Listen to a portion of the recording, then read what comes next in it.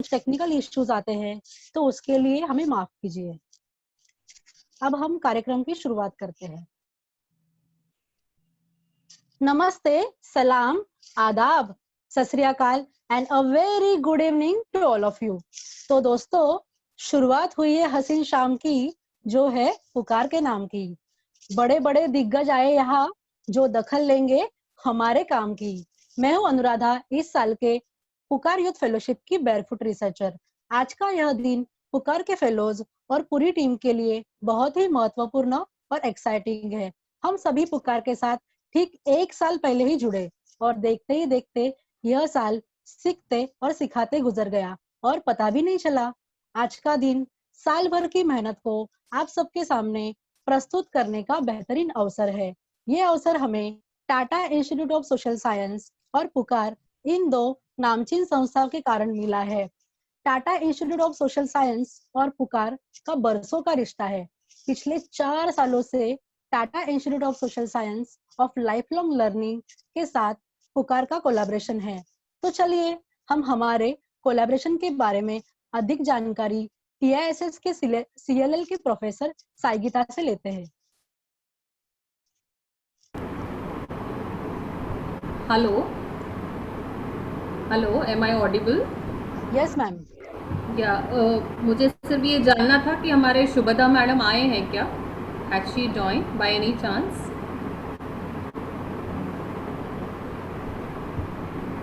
Participant list में कोई देख के बता सकता है? उनका नाम नहीं दिख रहा है। नहीं दिख रहा है, ठीक है। बिकॉज आई थॉट यदि वो है तो वो बताएंगे। सो मैं सभी का इस प्रोग्राम में स्वागत करती हूँ टीआईएसएस की तरफ से। I extend my greetings to one and all. ये कार्यक्रम, आज का ये कार्यक्रम हमारे लिए आई थिंक कई एस्पेक्ट्स में, कई मायनों में बहुत विशेष है। जैसे अनुराधा ने बताया है, 2-3 चीज़ें हैं। पहली तो ये आपका डिप्लोमा प्रोग्राम है। पहली बैच है हमारी जो डिप्लोमा डिग्री के साथ में कंप्लीट हो रही है। सो ये पहली विशेषता है इस कार्यक्रम की। एंड इसके पीछे की ये स्टोरी है कि इसे हमने डिप्लोमा क्यों बनाया है, क्योंकि अनुराधा ने कहा कि हमारा जो रिश्ता है, एक प्रोफेशनल रिश्ता काफ़ी सालों से है एंड उसे हमने एक पार्टनरशिप का दर्जा करीब 4 साल पहले दिया था। लेकिन इस कार्यक्रम में इतना पोटेंशियल था, इसमें ऐसा रिस्पॉन्स हमने देखा, ऐसे स्टूडेंट्स जो है इस कार्यक्रम के दौरान ये बाहर निकले हैं, उनका पोटेंशियल देखते हुए हमें लगा कि हम इस कार्यक्रम को सिर्फ सर्टिफिकेट तक, प्रोग्राम या डिग्री तक सीमित न रखकर हमें इसे डिप्लोमा तक अपग्रेड करना है, उसका दर्जा उसे देना है। तो हमने क्विकली बहुत सोच समझकर एक टीम का गठन करके इसमें काफ़ी सारा जो रेलेवेंट चीज़ें थी, एनवायरनमेंट से रिलेटेड, क्लाइमेट इशू से रिलेटेड, हमने सोचा था कि इस मॉड्यूल को हम इंटीग्रेट करें हमारे सर्टिफिकेट प्रोग्राम में। एंड काफ़ी ये भी देखा जा रहा था कि हमारा जो क्रेडिट सिस्टम है उससे बाहर भी हम काफ़ी सारा हमारा टाइम जो है, एनर्जी जो है, लर्निंग जो है, काफ़ी समय प्रोग्राम को दे रहे थे। तो हमने उन सभी चीज़ों को ध्यान में रखते हुए सर्टिफिकेट से we got it upgraded to diploma program. So ये पहली बैच हमारे डिप्लोमा प्रोग्राम की है। दूसरी खास बात यह है कि मैं पुकार की सारी टीम और पुकार के सारे स्टूडेंट्स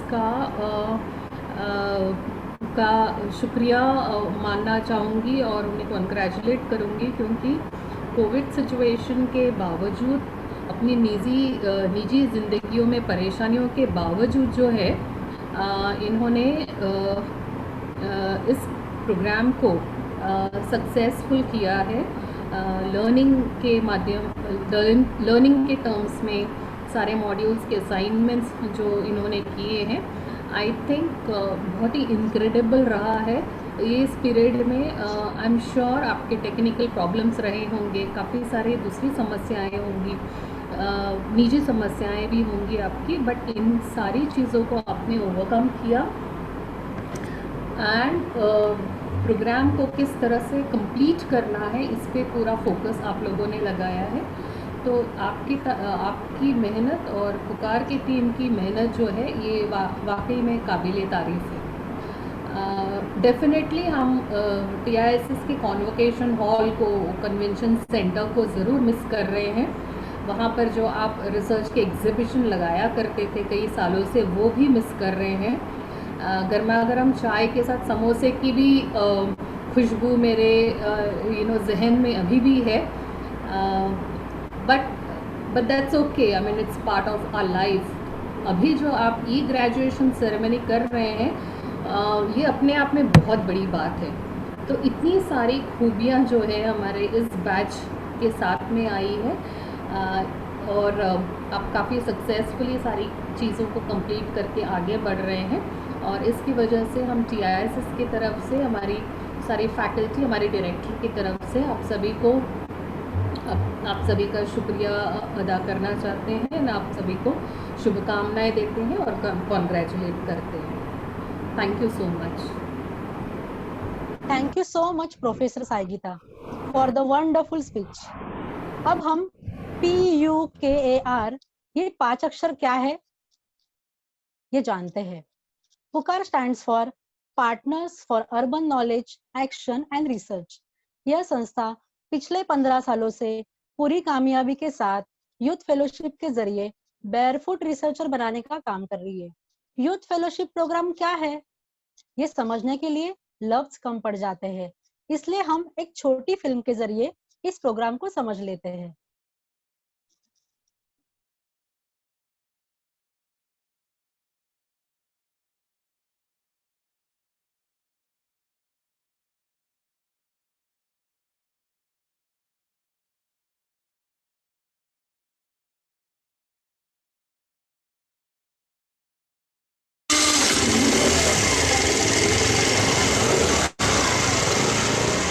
पहले मुझे लगता था रिसर्च जैसे पढ़े लिखे लोग ही कर सकते हैं और सूट बूट में घूमने वाले लोग ही कर सकते हैं, लेकिन जब से मैंने पुकार से जुड़ा और पुकारा मुझे मालूम पड़ा रिसर्च कोई भी कर सकता है, यह हमारा हक है और यह मैंने भी किया और हमारे ग्रुप ने भी किया।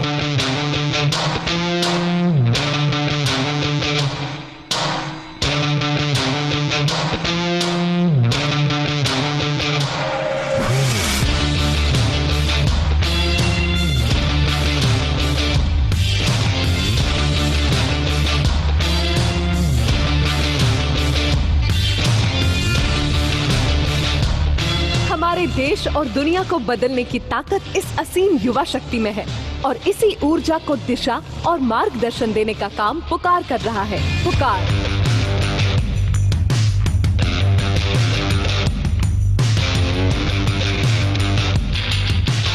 रिसर्च हमारा हक है, इसी बात को हर एक नागरिक के पास पहुंचाने का काम पुकार का यूथ फेलोशिप प्रोग्राम कर रहा है। रिसर्च बस्ती में बदलाव लाने का एक औजार बन सकता है, इसी सोच पर पुकार का फेलोशिप प्रोग्राम आधारित है। Community based participatory research programme में 18 से 35 साल के कोई भी युवा जुड़ सकते हैं।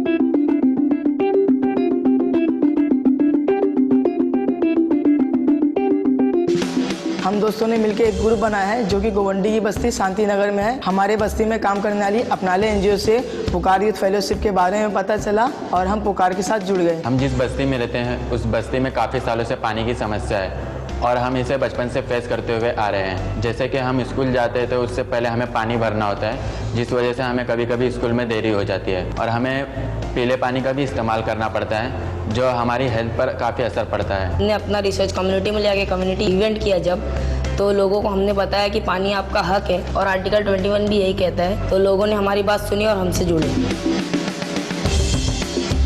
ये जो पूरी प्रक्रिया है वो 11 महीने की है। तो सबसे पहले 3 महीने की ट्रेनिंग्स होती हैं। 3 महीने के वर्कशॉप के बाद बारी आती है फील्ड विजिट की। ये सारे फेलोज अपने विषय को लेकर फील्ड में जाते हैं और अलग अलग विषयों पर जानकारी इकट्ठा करते हैं। डेटा कलेक्शन करने के बाद ये सभी फेलोज अपने डेटा को एनालाइज करते हैं और एक रिपोर्ट तैयार करते हैं। ये जो रिपोर्ट है वो रिपोर्ट ग्रेजुएशन इवेंट में अलग अलग स्टेक होल्डर्स के सामने प्रेजेंट करते हैं। पुकार फेलोशिप ज्वाइन करने के बाद ये 11 मंथ के प्रोसेस में मैंने पुकार से बहुत कुछ सीखा। फॉलो नहीं करना लोगों को, जो हमें दिखाया जाता है, जो हमें सुनाया जाता है, उन पे सवाल करना, जो मेरे लिए एक बहुत अहम है और मैं अपनी निजी ज़िंदगी में इसे उतारती हूँ और उसे मैं फॉलो करती हूँ।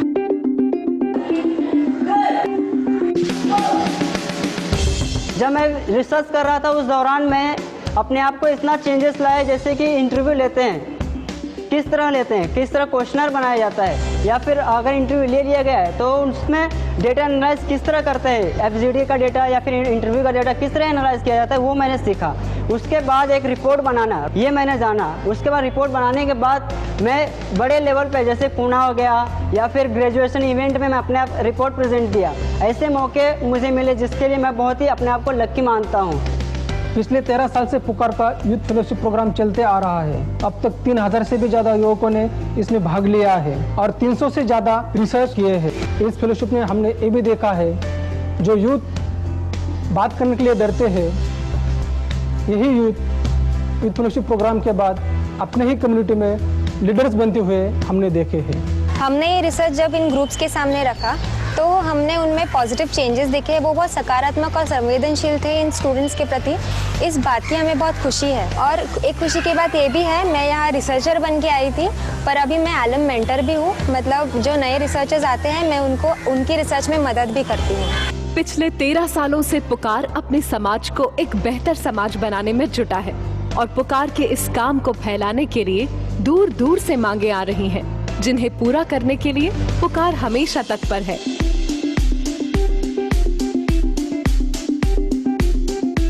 हार्वर्ड यूनिवर्सिटी से लेके लोकल कॉलेज तक, यूनिवर्सिटी ऑफ शिकागो से लेके आर्किटेक्चरल स्कूल तक, सारी प्रशिक्षण संस्थाएं और बस्ती के संगठन पुकार के साथ इस काम में जुड़ी हुई है। हमारे देश की मशहूर संस्था Tata institute of social science, इन्होंने इस प्रकल्प को मान्यताप्राप्त अभ्यासक्रम एक्रीडेटेड कोर्स मान लिया है। इस बात पे हमें बहुत नाज है।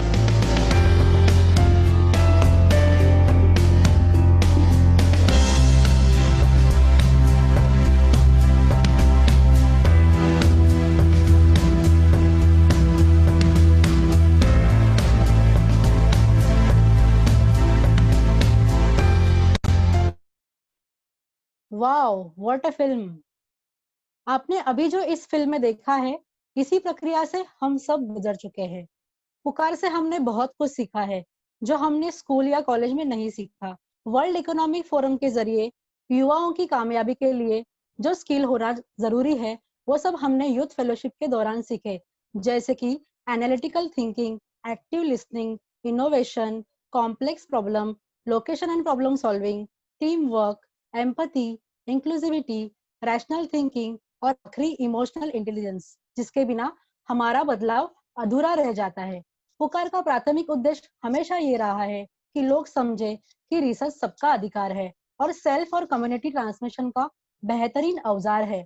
तो अब देखते हैं हमारे इस साल के बैरफुट रिसर्चर जो अलग अलग 9 ग्रुप में शामिल है, उन्होंने इस अधिकार का उपयोग किस प्रकार किया है। विकास के नाम पर हम नैसर्गिक संसाधन को कैसे हानि पहुंचा रहे हैं, ये जानने के लिए हम एकलव्य ग्रुप को बुलाते हैं।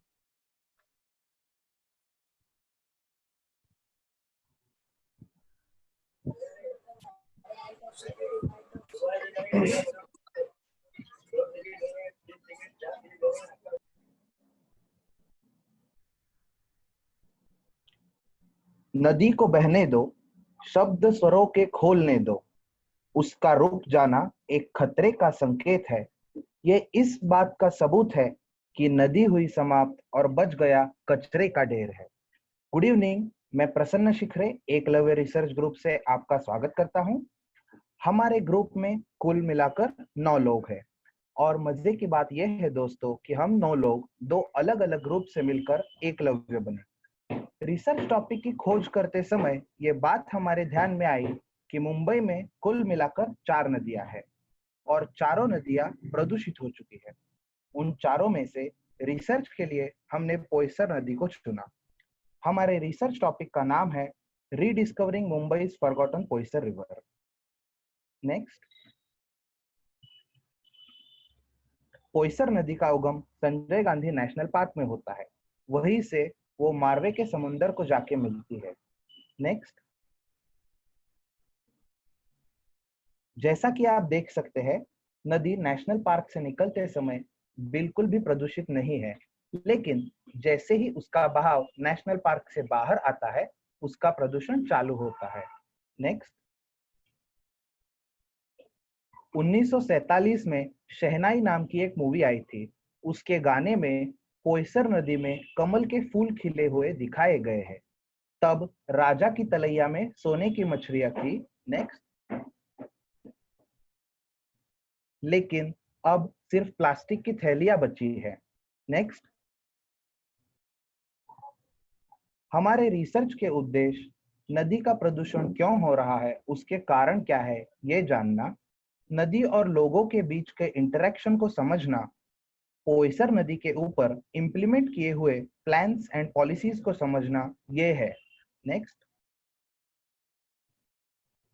हमारे रिसर्च के लिए हमने सर्वे और इंटरव्यू मेथड का उपयोग किया, जिसमें 100 कम्युनिटी में रहने वाले लोगों का सर्वे और 2 प्रैक्टिशनर्स के इंटरव्यू लिए हैं।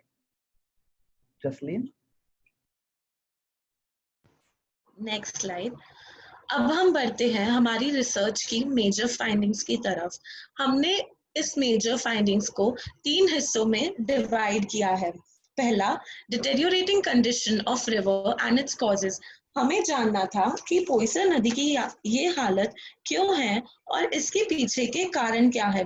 रिसर्च करने समय हमें पता चला कि इसके बहुत कारण हैं, जैसे industrialisation, urbanization, pollution, illegal encroachments। pollution भी एक मुख्य कारण है, क्योंकि डोमेस्टिक वेस्ट और आजू बाजू की फैक्ट्रीज से केमिकल वेस्ट सीधा पोयसर नदी में बिना किसी ट्रीटमेंट या फिल्ट्रेशन के जाता है। कॉन्क्रीटाइजेशन ऑफ रिवर बैंक्स, मतलब जो नदी के तट होते हैं उन पर एक दीवार बांधी जाती है। पोयसर नदी में यह बहुत ही अनप्लान तरीके से किया जा रहा है और ये नदी का नेचुरल फ्लो भी ऑब्स्ट्रक्ट करता है। इसी कारण नदी की एक तरफ रहने वाली बस्ती को प्रॉब्लम होती है। Next slide. आप यहाँ देख सकते हैं कि पोयसर नदी की हालत कितनी खराब है। Next slide.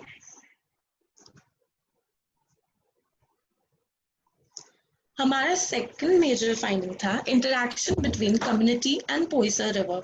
हमने जाना कि वहां बारिश के मौसम में हर बार कम्युनिटी में रहने वाले लोगों के घरों में पानी भर जाता है और इस वजह से उन्हें इकोनॉमिक और प्रॉपर्टी लॉस भी सहना पड़ता है। कम्युनिटी में बहुत ही कम मात्रा में लोगों को रिहेबिलिटेट किया जाता है। पोयसर नदी में वेस्ट मैनेजमेंट सिस्टम बिल्कुल ही ठप हो चुका है। इस वजह से नदी मच्छरों के लिए एक ब्रीडिंग ग्राउंड बन चुकी है, जिस कारण पोयसर में रहने वाले लोगों को डेंगू और मलेरिया जैसी बीमारियों का भी सामना करना पड़ता है। और इसी वजह से पोयसर नदी को लेके पब्लिक पार्टिसिपेशन भी बहुत कम है। Next slide. जब हमने सर्वे कंडक्ट किया तब हमें पता चला कि 89% रिस्पोंडेंट्स को नदी के रिलेटेड कोई भी स्कीम या पॉलिसी के बारे में किसी भी प्रकार की जानकारी नहीं थी। हमने चितले कमीशन रिपोर्ट को भी रेफर किया। उसमें एक रिकमेंडेशन है कि नदी के छोटे छोटे हिस्सों को सिटीजन्स और एनजीओज को अडॉप्ट करना चाहिए ताकि उनकी देखरेख और अच्छे तरीके से हो सके। ये पोयसर नदी के कंटेक्स्ट में नहीं हुआ है। हमारी जो रिवर रेगुलेशन जोन पॉलिसी है वो रिवर बेसिन्स को clearly no development zones declare करती है। नेशनल ग्रीन ट्रिब्यूनल का भी यही कहना है कि नदी के 50 मीटर के डिस्टेंस तक आप कोई भी कंस्ट्रक्शन नहीं अलाउ कर सकते। Environmental policy and research India की एक रिपोर्ट में कहा गया है कि पोयसर नदी सेफ लिमिट से 100 टाइम्स ज्यादा पोल्यूटेड है। जैसा कि प्रसन्ना ने कहा कि हमने अलग अलग लोगों के इंटरव्यू लिए थे, उनमें से आनंद पेंढारकर जो कि एक एनवायरमेंटलिस्ट है, उन्होंने हमें ये बताया कि जो इंडियन कॉन्स्टिट्यूशन का आर्टिकल 21 है, राइट टू लाइफ, वो केवल इंसानों पे ही नहीं लागू होता, वो हमारी एनवायरनमेंट पे भी लागू होता है और इसी वजह से वो नदियों पे भी लागू होता है। हमने देखा कि हमारे पास इतनी सारी स्कीम्स एंड पॉलिसीज तो है, लेकिन वो सही तरीके से इम्प्लीमेंट नहीं हुई जा रही हैं, वो कम्युनिटी तक नहीं पहुंच रही हैं। किरण? मेजर फाइंडिंग्स के साथ साथ हमें कम्युनिटी मेंबर्स से कुछ सजेशंस भी मिले हैं, जैसे कि कचरा फेंकने के लिए फाइन सिस्टम होना, बहते हुए कचरे के लिए जाली का इस्तेमाल, फैक्ट्री वेस्ट को नदी में एंटर करने पर पाबंदी लगाना, वर्कशॉप्स के माध्यम से कम्युनिटी में अवेयरनेस बढ़ाना और बीएमसी द्वारा मंथली बेसिस पर क्लीन। इन सजेशंस और प्रैक्टिशनर्स के व्यू को मायने में रखकर हमने कुछ रिकमेंडेशंस बनाए हैं। पोयसर नदी का नैसर्गिक तरीके से पुनरोद्धार यानी कि रिवाइटलाइजेशन करने के लिए हमें नदी से दूर जाकर उसे सांस लेने देना बहुत जरूरी है, making it a zone of zero tolerance towards encroachment and unnecessary concretization. हमें नदी के लैंडस्केप को और भी इकोलॉजिकली सेंसिटिव बनाने के लिए बैम्बू, ग्रास एवं अन्य पौधों की खेती कर सकते हैं, जिससे नदी की मिट्टी और उस पर निर्धारित जीव सक्षम रहे। इस खेती के साथ साथ हम फिशिंग, बोटिंग जैसी एक्टिविटी से आसपास में रहने वाले लोगों के लिए रोजगार के मौके भी निर्माण कर सकते हैं। कम्युनिटी एंगेजमेंट बढ़ाने में युवाओं का बहुत बड़ा रोल है। हमारा यह रिकमेंडेशन है कि स्कूल्स और कॉलेजेस के अभ्यासक्रमों में मुंबई की नदियों के बारे में और भी जानकारी ऐड करनी चाहिए। कम्युनिटी में सेल्फ हेल्प ग्रुप मॉडल के आधार पर हर एक ग्रुप में एक युवा लीडर को प्रैक्टिशनर से ट्रेनिंग देकर उसकी मदद से नदी के प्रति लोगों की क्या रिस्पॉन्सिबिलिटी है, इसकी जानकारी देनी चाहिए। पोयसर नदी एवं मुंबई की बाकी तीनों नदियों के लिए सरकार से एक रिवर हेल्पलाइन नंबर की मांग की जानी चाहिए। यह हमने स्ट्रांगली रेकमेंड किया है। गवर्नमेंट और लोगों के बीच का कम्युनिकेशन गैप इससे कम होगा। यह हेल्पलाइन नागरिकों को डायरेक्टली अपनी दुविधाएं शेयर करने के लिए प्रोत्साहित करेगी, जैसे कि illegal activities, garbage dumping, concretization, community toilets की स्थिति, गार्बेज वैन्स की रेगुलरिटी, डस्टबिन की अवेलेबिलिटी और अन्य समस्याएं। सीसीटीवी सर्वेलेंस और साइन बोर्ड्स का उपयोग करके हम नदी को अपनी रोजमर्रा की जिंदगी में और भी रीचेबल, सेफ और रिलेटेबल बना सकते हैं। पोयसर नदी के प्लानिंग और मैनेजमेंट के लिए एक जॉइंट बॉडी का निर्माण किया जाना चाहिए। इस जॉइंट बॉडी में लोकल कम्युनिटी मेंबर्स, बीएमसी और फॉरेस्ट ऑफिशियल्स, एनवायरनमेंट और रिवर्स पे काम करने वाली संस्थाएं, यह सब मौजूद होनी चाहिए। इससे अकाउंटेबिलिटी और पॉलिसी के इम्प्लीमेंटेशन दोनों की श्योरिटी होगी, और तो और कम्युनिटी के सजेशंस भी बेहतर तरीके से काम आएंगे। River festivals, waste collecting competitions, weekly cleaning drives ऐसे उपक्रमों के साथ लोगों और नदी के बीच के नाते को और बढ़ाने में मदद होंगी। वह नदी को महसूस कर सकेंगे। प्रदूषण के लिए इनोवेटिव सॉल्यूशंस और टेक्नोलॉजी का उपयोग किया जाना चाहिए। यह गवर्नमेंट फंडिंग और पब्लिक प्राइवेट पार्टनरशिप से होगा। Next please. Next please. Next slide please. हमारी प्रेजेंटेशन के अंतिम भाग पर आते हुए हम आपको हमारे एकलव्य ग्रुप के कुछ लर्निंग्स बताना चाहते हैं। यह डिप्लोमा हमारे लिए बहुत ट्रांसफॉर्मेटिव एक्सपीरियंस रहा है। साल भर की एक्टिविटीज में हमने एनवायरमेंटल जस्टिस के कॉन्सेप्ट्स को अलग अलग तरीके और कॉन्टेक्स्ट में क्रिटिकली एग्जामिन किया है। हम अपने रिसर्च के दौरान इन कॉन्सेप्ट से रिलेट भी कर पाए हैं और इन्हें हमारे रोज की जिंदगी का भाग बनाना हमारे लिए पर्सपेक्टिव चेंजिंग रहा है। मुंबई एक ऐसा शहर है जिसको क्लाइमेट चेंज से आगे बहुत खतरा है।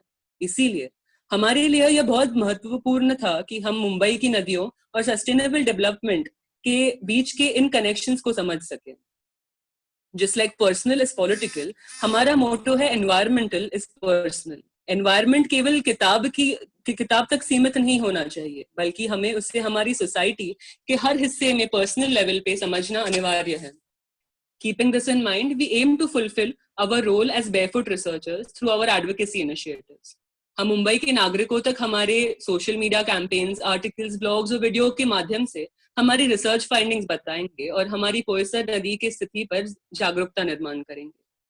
लॉकडाउन के कारण तो हमें ज्यादातर ऑनलाइन एडवोकेसी करनी होगी, लेकिन हम कम्युनिटी मेंबर्स से मिलकर उनसे अपने फाइंडिंग शेयर करने के लिए बहुत उत्सुक है, एक बार स्थिति बेहतर हो जाए तो।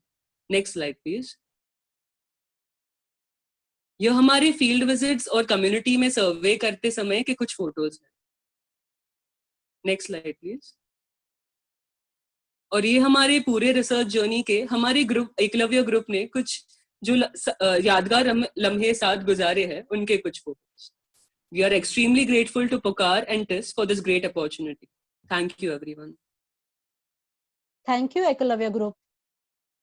जैसे कि हम जानते हैं कि रोटी, कपड़ा और मकान ये हमारे जीने के मूलभूत हक है, और इसी में जब रोटी की बात आती है तो हमें किस तरह से उसे पाने के लिए लड़ना पड़ता है, ये हम फ्री माइंड ग्रुप से जानते हैं।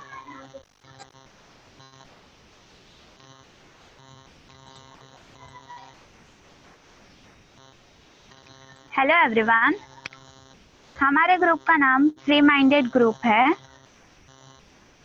मेरा नाम इरम शेख है। हम टोटल 5 लोग हैं। हम 5 लोगों में से कुछ लोग जीवनधारा संस्था से जुड़े हुए हैं और कुछ लोग पढ़ाई के साथ साथ नौकरी भी करते हैं। हम जीवनधारा इस संस्था के जरिए पुकार यूथ फेलोशिप के बारे में हमें पता चला और हमारा सफर शुरू हो गया। हमारा टॉपिक का नाम पीडीएस इन चीता कैंप है। ये बस्ती मुंबई के ईस्ट वार्ड में मौजूद है। इस बस्ती में मानकुर और गवंडी भी आते हैं। Next slide please.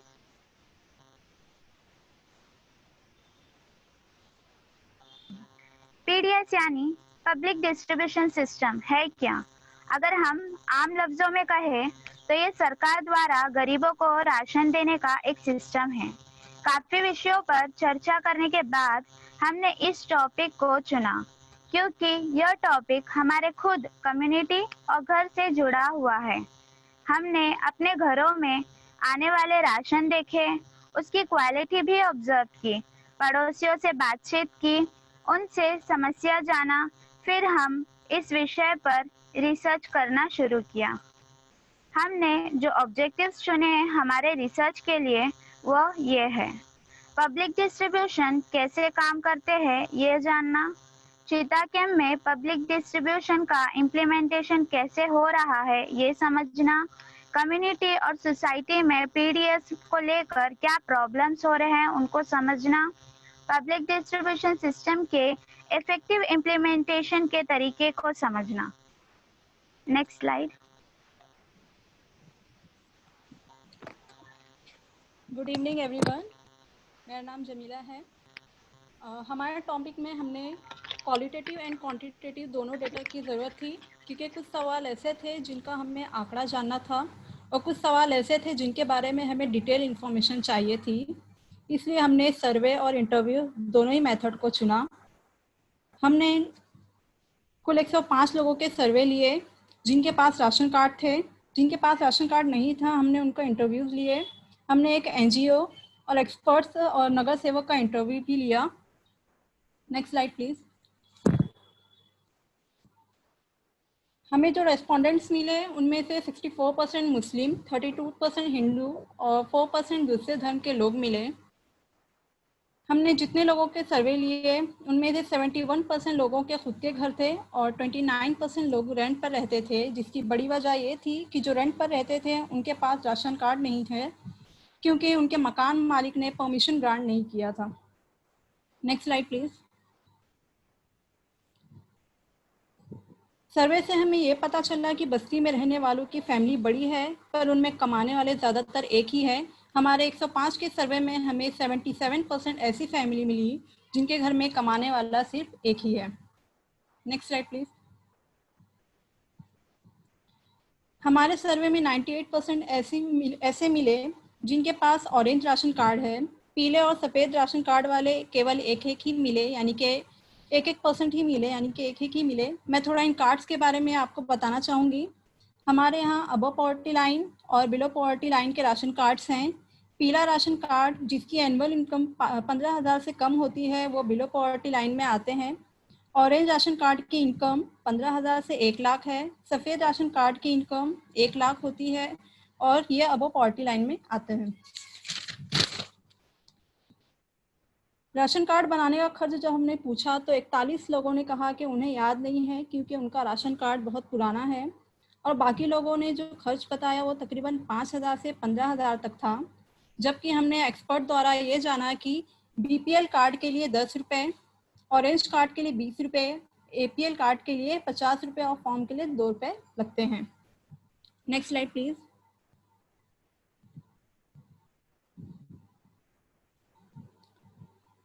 हमें ये पता चला कि 90% लोग हर महीने राशन लेते हैं और 10% लोग जो है वो नहीं लेते। वजह पूछने पर पता चला कि उन्होंने राशन कभी किसी निजी प्रॉब्लम्स के कारण नहीं लिया, या डेट निकल गई थी इसलिए उन्हें राशन नहीं मिला, या राशन डिस्ट्रीब्यूटर ने कहा कि इस महीने का तुम्हारा राशन नहीं आया है वगैरह। Next slide please. ब्लैक में राशन के बारे में 63% लोगों ने कहा कि हाँ ब्लैक में राशन मिलता है, और 37% लोगों ने कहा कि हमें नहीं पता। ई बिल पर किस परिवार को कितना राशन देना है उसकी इंफॉर्मेशन होती है, लेकिन लोगों ने बताया कि राशन लेते समय राशन डिस्ट्रीब्यूटर उन्हें ई बिल नहीं देते। इसके अलावा मैं बताना चाहूँगी कि लोगों से राशन की क्वालिटी के बारे में पूछने पर उन्होंने बताया कि उन्हें जो राशन में चावल मिलता है वो मोटा होता है, गेहूं में बहुत कचरा होता है, कंकर पत्थर होते हैं, कभी कभी कीड़े भी रहते हैं। क्वांटिटी के बारे में उन्होंने बताया कि उन्हें जो क्वांटिटी मिलती है राशन में उनका उस पे जो है उनका परिवार का महीने भर का गुजारा नहीं हो पाता। एक्सपर्ट द्वारा हमें ये भी पता चला कि हम अपने राशन कार्ड पर कहीं से भी किसी भी जगह से किसी भी राशन की दुकान से अब राशन ले सकते हैं। Next slide.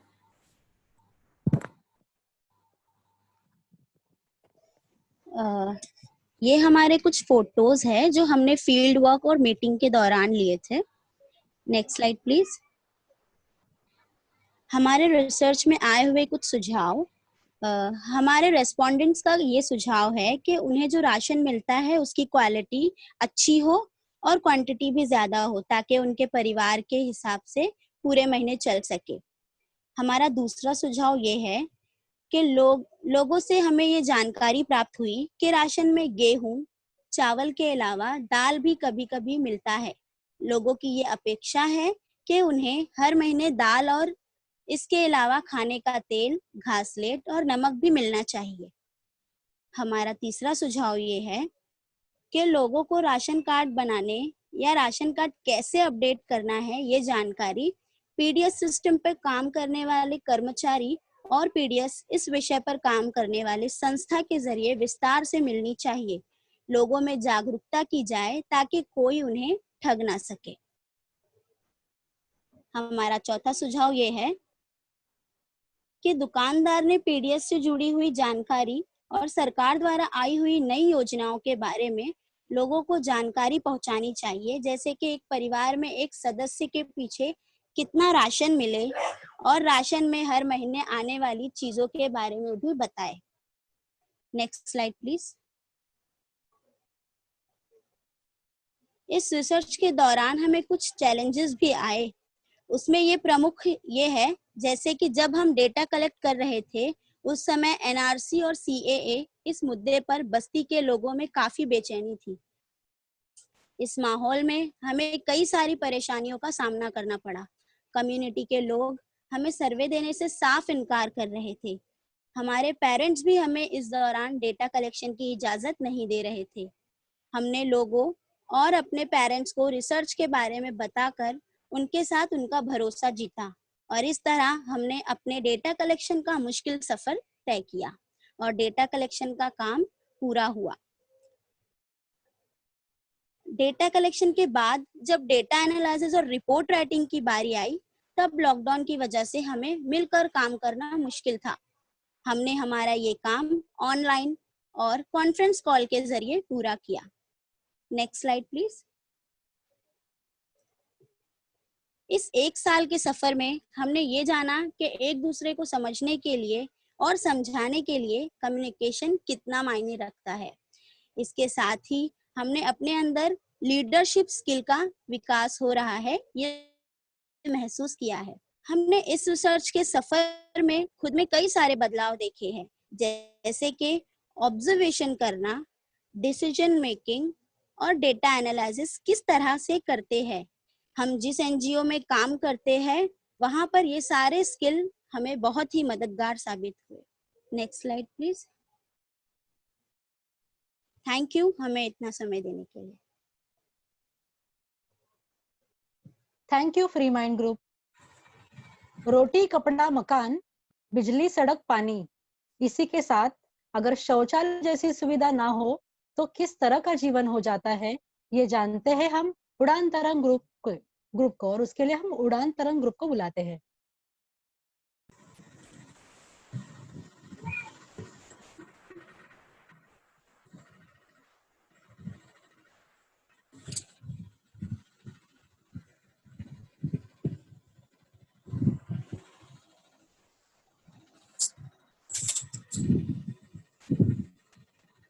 Good evening everyone. हम आज आपको हमारे रिसर्च के बारे में बताना चाहेंगे। हमारा रिसर्च टॉपिक था problem face by people due to non functional toilets in Jai Bhim नगर पवई। जय भीम नगर कम्युनिटी का मैं एक सदस्य हूँ और ये लेबरर्स कम्युनिटी है। यहाँ के जो कम्युनिटी मेंबर्स है माइग्रेंट्स है। कम्युनिटी मेंबर्स ज़्यादातर ड्राइवर्स, हाउसकीपर्स ऐसे काम करते हैं और बिलो पॉवर्टी लाइन में बिलोंग करते हैं। यहाँ 2014 में यहाँ की लीडर आशाबाई चौरे उन्होंने सेक्सुअल असॉल्ट केस और आरटीआई फाइल किया था अगेंस्ट हीरानंदानी बिल्डर्स। तब से इस कम्युनिटी को जो फैसिलिटीज मिलती थी वो मिलना कम हो गई और अभी तो ऑलमोस्ट बंद हो गई है। तो हम यहाँ देख रहे हैं कि इस कम्युनिटी में कॉन्ट्रैक्टर्स लेबरर्स का एक्सप्लॉयटेशन कर रहे हैं। यहाँ के जो नॉन फंक्शनल टॉयलेट्स है पूरी तरीके से डैमेज है और यहाँ हमारे जो बेसिक ह्यूमन राइट्स है और कॉन्ट्रैक्चुअल लेबर्स राइट्स है उनका एक्सप्लॉयटेशन हो रहा है। Next slide please.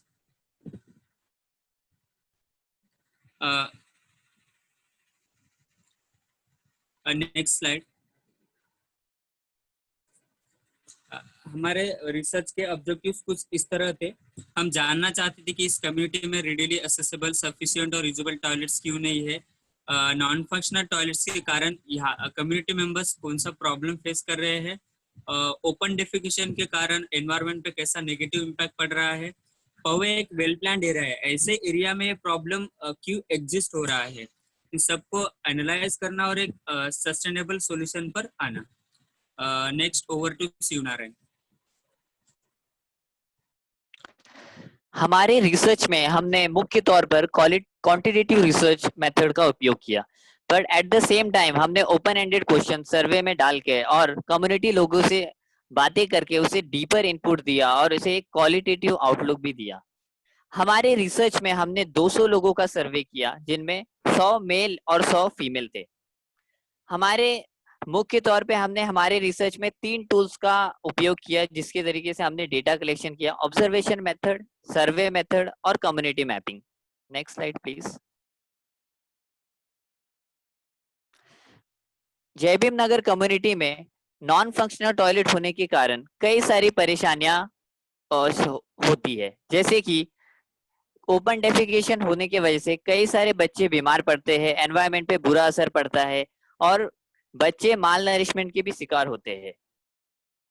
कई सारी बीमारियां होती है वहां पे। और ये भी बताना चाहूंगा जो जय भीम नगर कम्युनिटी में बहुत ही वंचित लोग रहते हैं, तो इतिहास में भी वंचित छोटे कम्युनिटी को दबाव कम सुविधा मिली है और यहाँ भी हम इतना बड़ा डिफरेंस देख सकते हैं। Next slide please. हमारे रिसर्च में हमने ये पाया कि जय भीम नगर कम्युनिटी में 400 परिवारें हैं और इनकी कुल मिलाकर जनसंख्या होती है 1450 के लगभग। और जो कम्युनिटी में जो ज्यादा से ज्यादा जो 10 नॉन फंक्शनल टॉयलेट है उस हिसाब से हम अगर देखें तो एक टॉयलेट 145 लोग यूज कर रहे हैं। पर हम सरकार की एसबीएम की गाइडलाइंस के हिसाब से जाते हैं तो वो कहते हैं कि एक टॉयलेट 25 लोग से ज्यादा यूज नहीं कर सकते। तो इतना बड़ा डिफरेंस होने के कारण हम ये पाते हैं कि 70% लोगों का कहना है कि वहां पे ओपन डेफिकेशन होता है। और हमने ये भी पाया कि वहां पे 87% लोग वहां पे सेफ नहीं फील करते हैं कम्युनिटी में जाने से। Next slide please Shaheen. Recommendation मैं आपको हमारे ग्रुप से बताना चाहूंगी। हमें लगता है लोगों को सेंसिटाइज और अवेयरनेस क्रिएट करना चाहिए लोगों में अलग अलग मुद्दों पे, जैसे कि क्लीनिनेस, पर्सनल हाइजीन, अलग अलग माध्यम से, जैसे स्ट्रीट प्ले हो गया, वर्कशॉप हो गया, एटसेट्रा। जो एनजीओस है उनको hello, am I audible? Hello, yes. हाँ, सो हमें लगता है जो भी एनजीओस है जो लेबर राइट्स के ऊपर काम करे वो कम्युनिटी के लोगों को हेल्प कर सकती है ताकि वो अपने राइट्स को समझे और उसके लिए फाइट कर पाए। जो गवर्नमेंट और एनजीओस है उनको एक प्रोएक्टिव मेजर्स लेना चाहिए ताकि वो इंश्योर कर सके कि जो भी कम्युनिटी के बच्चे हैं उनको इक्वल एजुकेशन अपॉर्चुनिटीज मिले। पीएमसी को रेगुलर बेसिस पे गार्बेज कलेक्ट करना चाहिए। जो रेसिडेंट्स है उनको डायरेक्टली ईरानदारी ग्रुप ऑफ बिल्डर्स और उनसे बात करना चाहिए ताकि वो टॉयलेट इश्यू को सॉल्व कर पाए। नेक्स्ट, और बीएमसी जो है वो जो कम्युनिटी में ऑलरेडी एक सीमेंट टॉयलेट एग्जिस्ट है उसको रेनोवेट कर सकती है और उसका सीवर सिस्टम प्रॉब्लम ठीक करके लोगों के लिए अवेलेबल कर सकती है। बीएमसी को इलेक्ट्रिसिटी सप्लाई करना चाहिए कम्युनिटी टॉयलेट्स में और स्ट्रीट लाइट का भी प्रबंध करना चाहिए। प्राइवेट कंपनीज अपने सीएसआर एक्टिविटी के अंतर्गत कम्युनिटी टॉयलेट्स बिल्डअप कर सकते हैं और कम्युनिटी के मेंबर्स भी अपना इक्वल सम कलेक्ट करके अपना पोर्टेबल टॉयलेट बना सकते हैं और आगे की मेंटेनेंस के लिए वो अपना कम्युनिटी बेस्ड ऑर्गेनाइजेशन बना सकते हैं।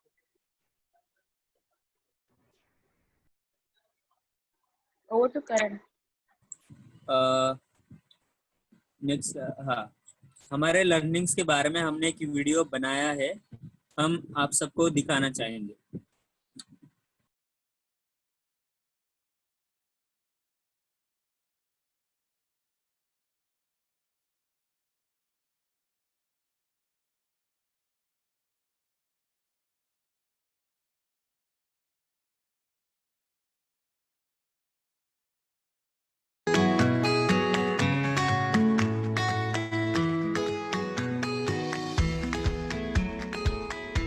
मैं जयभीम नगर इसी कम्युनिटी में रहता हूँ। यहाँ टॉयलेट की समस्या बहुत ही ज़्यादा बढ़ गई है।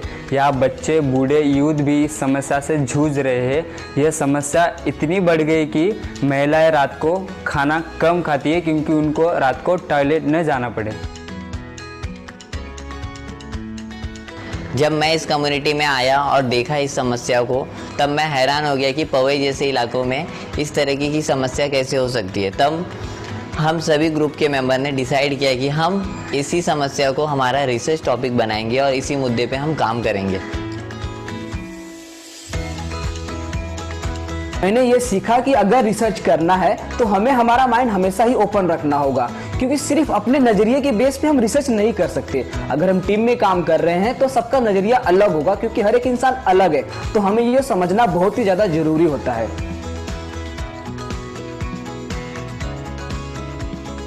इसके पहले मुझे लगता था कि ऑब्जर्वेशन केवल देखना होता है, लेकिन ऐसा नहीं है। ऑब्जर्वेशन इससे कई अधिक होता है। जो दिखता है उसे बारीकी से समझना और फिर एक निष्कर्ष पर आना, यह जाना। मुझे पहले लोगों से बात करने में बहुत घबराहट महसूस होती थी। पुकार के इस रिसर्च फेलोशिप में जुड़ने के बाद मैंने अपने आप में बहुत बदलाव देखा। रिसर्च की इस प्रक्रिया में मैंने अपने आप को जाना, साथ ही साथ लोगों को जाना, जिसके कारण मेरे कॉन्फिडेंस इंक्रीज हुए और अब मैं कोई भी व्यक्ति के साथ बिना हिचकिचाए बात कर सकता हूँ। 1 साल के फेलोशिप के दौरान मैंने कॉलेज और अन्य कामों के साथ साथ रिसर्च के कामों को कैसे समय पर पूरा करना, यह मैंने सीख लिया है। और मुझे लगता है कि आने वाले समय में वर्कलोड होने के बावजूद भी हम कामों को कैसे प्रायोरिटाइज करके उसे समय पर पूरा करें, यह मैंने सीख लिया है। हमारे ग्रुप में हम जितने भी ग्रुप मेंबर्स हैं वो सभी अलग अलग बैकग्राउंड से हैं। शुरुआत में मुझे सबके साथ घुल मिलना थोड़ा मुश्किल था, लेकिन जैसा जैसा समय बीतता गया मैं मेरे सभी ग्रुप मेंबर्स को अच्छे से जानने लगा, समझने लगा और आज मुझे ऐसा फील होता है कि हम कई सालों से एक दूसरे को जानते हैं। रिसर्च करते समय हमारे ग्रुप में बहुत सारे उतार चढ़ाव आते थे और कई बार ऐसा होता था कि कई सवालों को लेकर हम उलझन में पड़ जाते थे कि ये क्या है, इसे कैसे करना है, ये तो नामुमकिन सा लग रहा है। पर हम सभी ग्रुप के साथ एक बहुत अच्छी चीज होती थी कि हमारे साथ एक साल में 4 रेसिडेंशियल कैंप होते थे और इस कैंप के अंदर वो हमें इतने अच्छे से ट्रेन करते थे कि मानो जो सवाल हमें लगते थे कि हमसे हो नहीं पाएगा, नामुमकिन है, वो चुटकी बजाते ही सॉल्व हो जाते थे। मैंने यहाँ सीखा कि कैसे कम्युनिटी के की इन्फ्लुएंशियल पीपल को आइडेंटिफाई करना, लोगों को समझना और उनके परेशानियों को जानकर उसका समाधान ढूंढना। इस शोध प्रक्रिया के दौरान कम्युनिटी के लोग हमसे जुड़ते चले जाते हैं और हम सभी एक साथ इस सफर को तय करते हैं।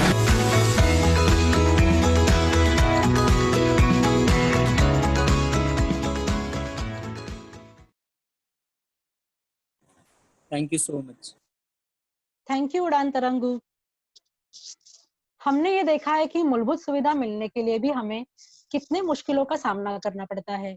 उसी के साथ शिक्षा का भी अधिकार सभी को होता है, लेकिन आज भी कुछ ऐसे समाज है जहाँ पर लड़कियों को शिक्षा के अधिकार से वंचित रहना पड़ता है, और उसकी वजह क्या है ये हम लक्ष्य ग्रुप से जानते हैं।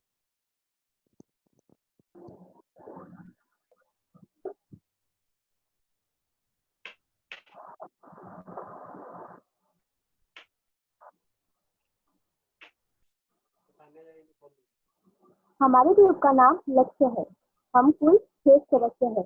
हमारे शोध का विषय बंजारा समाज की लड़कियों की शिक्षा का अभ्यास है। शुरुआत में हमारे साथियों ने बहुत से विषयों पर सोच पर बात की। बात तो तब आई जब हम बंजारा समाज की एक लड़की, जो पूरे समाज में पहली एक ऐसी लड़की थी जो ग्रेजुएशन कर रही थी, तब हमने निर्णय लिया कि हम इस विषय पर सोच करेंगे। Next slide.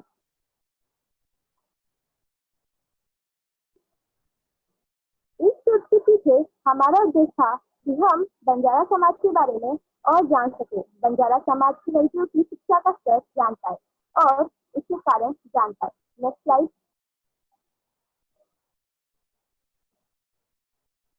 शोध करने से पहले हमें उस समुदाय के इतिहास के बारे में जानना जरूरी था, इसलिए हमने जानकारियां प्राप्त की, जैसे वो किस तरह का समाज है, कहाँ से आए हैं, इत्यादि सवालों के जवाब देना शुरू किया। तो हमें पता चला कि बंजारा समाज एक ऐसा समाज है जो संस्कृति से भरी हुई है। Next slide.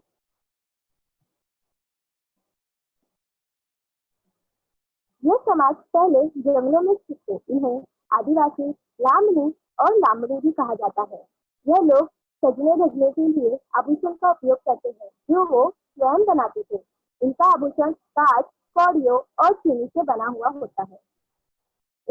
इनका भारत में व्यापार में बहुत बड़ा योगदान था। यह लोग जंगलों में जो सामान पाए जाते हैं उन्हें शहरों में बेच देते थे। अधिकतर वो नमक का व्यापार किया करते थे, परंतु जब अंग्रेज आए तब इनका व्यापार खतरे में पड़ा है और इसी कारण समाज में अपराध, चोरी, लूट, धोखाधड़ी, खून बढ़ गए। 1871 में क्रिमिनल राइट एक्ट लागू किया। इस एक्ट के अंतर्गत बहुत सारी जनजातियों के पूरे समुदाय को आपराधिक घोषित कर दिया गया, परंतु भारत की आजादी के बाद 1952 में ब्रिटिश कालीन क्रिमिनल क्राइम एक्ट समाप्त कर दिया गया और तब से इन विमुक्त मान लिया गया। 2011 की जनगणना के अनुसार भारत में विमुक्त जाति लगभग 15 करोड़ की आबादी है और 1668 विमुक्त जातियां हैं, जिनमें बंजारा समाज भी आता है। बंजारा समाज के अधिकतर लोग मध्य प्रदेश, उत्तर प्रदेश, कर्नाटक, महाराष्ट्र, गुजरात और राजस्थान जैसे राज्यों में टोली बनाकर रहते हैं। Next slide. हमारे शोध में हमने ऐसे ही एक बंजारा समुदाय के 160 लड़कियों का सर्वे लिया है, जिनकी उम्र 16 से 23 के बीच है। यह समुदाय कर्नाटक राज्य से है और कलवा में रहते हैं। प्रियंका।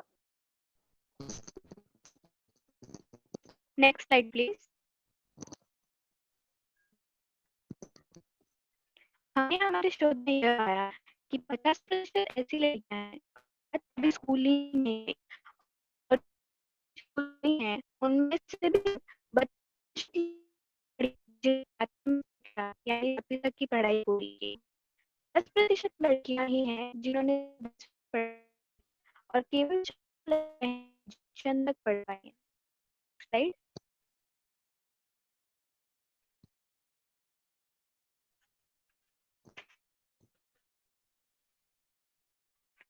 हमने लड़कियों की अशिक्षिता या कहीं अधूरी शिक्षा के बारे में पढ़ा, तो हमने करना चाहा।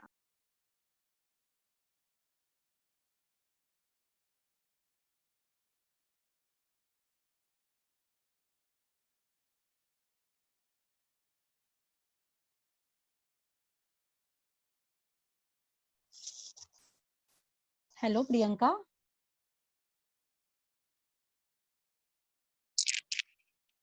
हेलो, दूसरा कोई कंटिन्यू करो प्लीज, उसके ग्रुप में से। नेटवर्क का प्रॉब्लम है उनके लिए।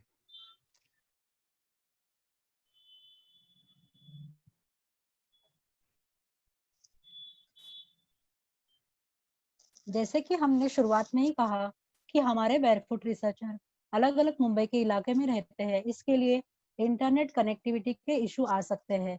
तो अगर प्रियंका के यहाँ पे कुछ इश्यूज है तो उसके ग्रुप से कोई और प्रेजेंट कर सकता है।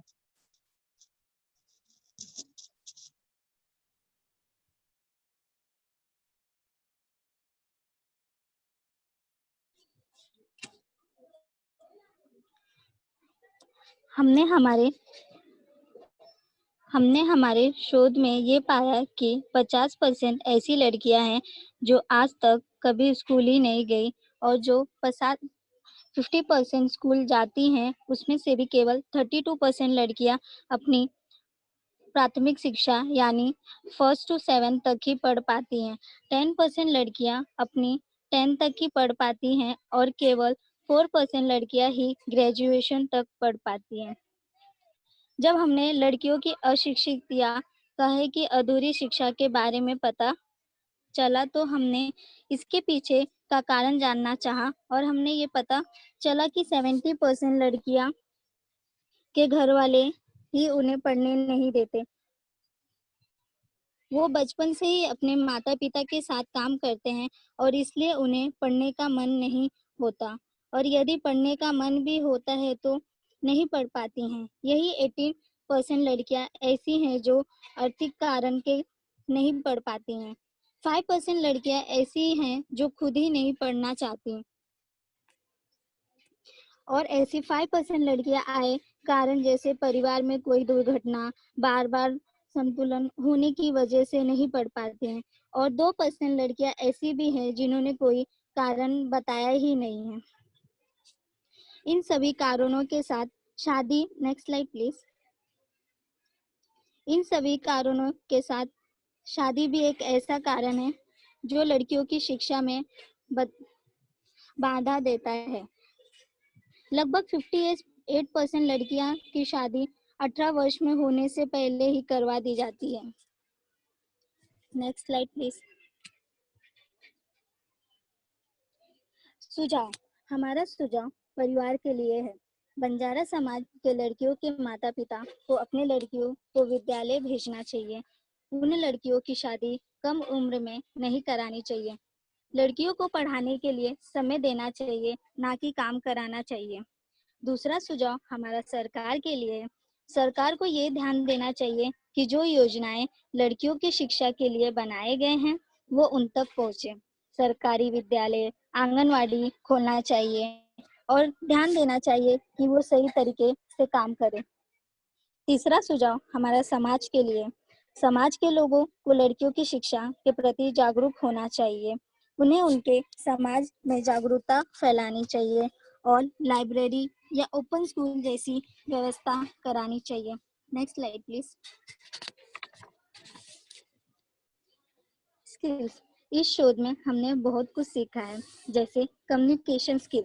इससे ये सीखने मिला है कि हमें अपनी बातें किसी के सामने कैसे रखें, लोगों से हमें किस तरह से बोलना चाहिए, ये सब सीखने मिला है। और इसके साथ हमने टाइम मैनेजमेंट कैसे करना चाहिए, कैसे अपने काम को सही समय पे पूरा करना चाहिए, और लिसनिंग स्किल को बढ़ाया है। और इस शोध से सीखा कि दूसरे की बातों को अच्छे से सुनना और समझना, और साथ ही साथ हमने टेक्निकल स्किल के बारे में भी बहुत जानकारी मिली है, और अपने वातावरण को कैसे बचाना है ये सीखा। और हमने अपना पूरा संशोधन का काम मोबाइल पे ही किया है।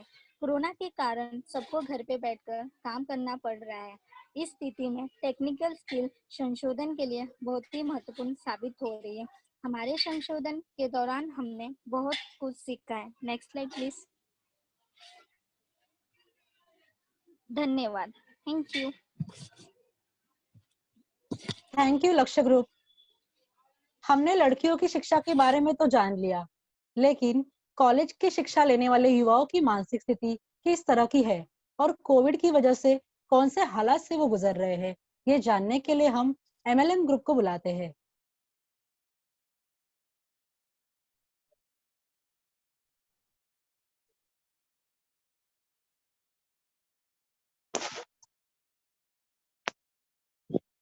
हेलो।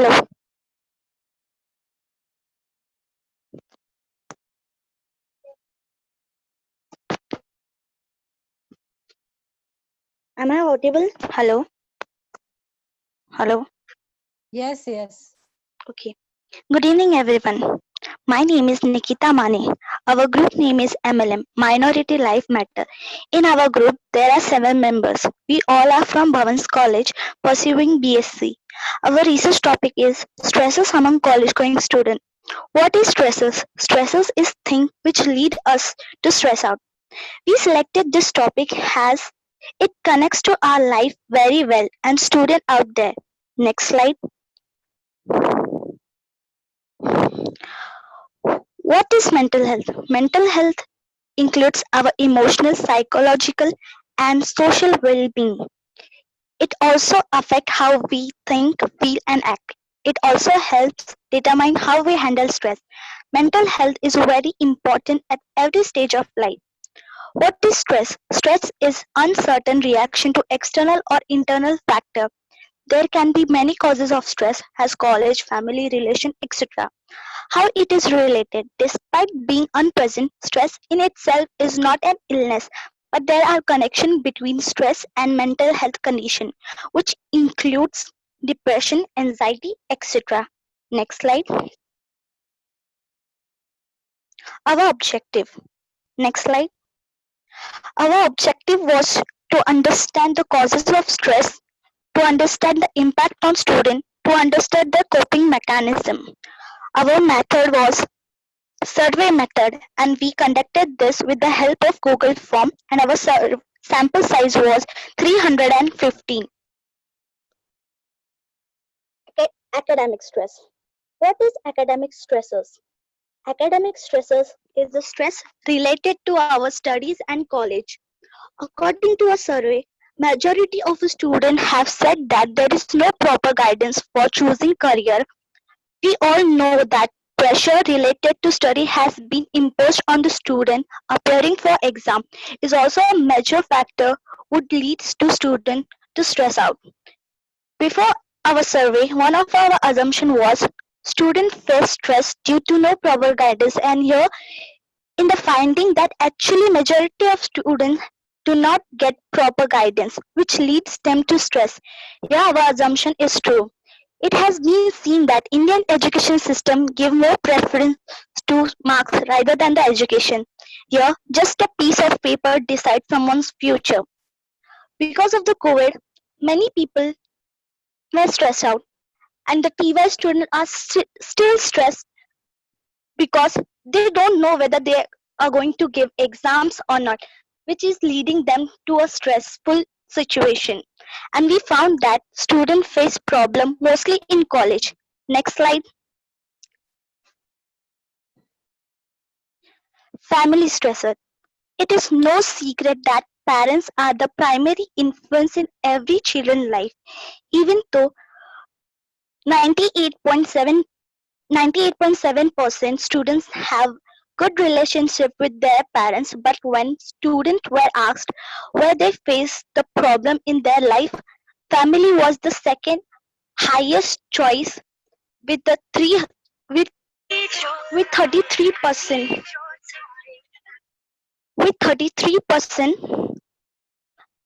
33%. Next slide.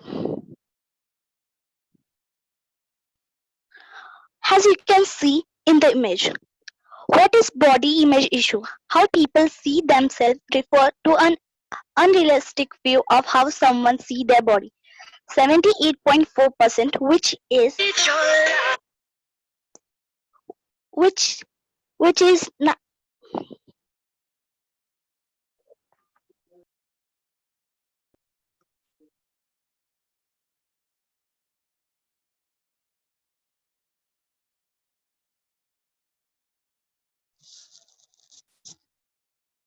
ग्रुप में से कोई और होगा तो कंटिन्यू कीजिए प्लीज।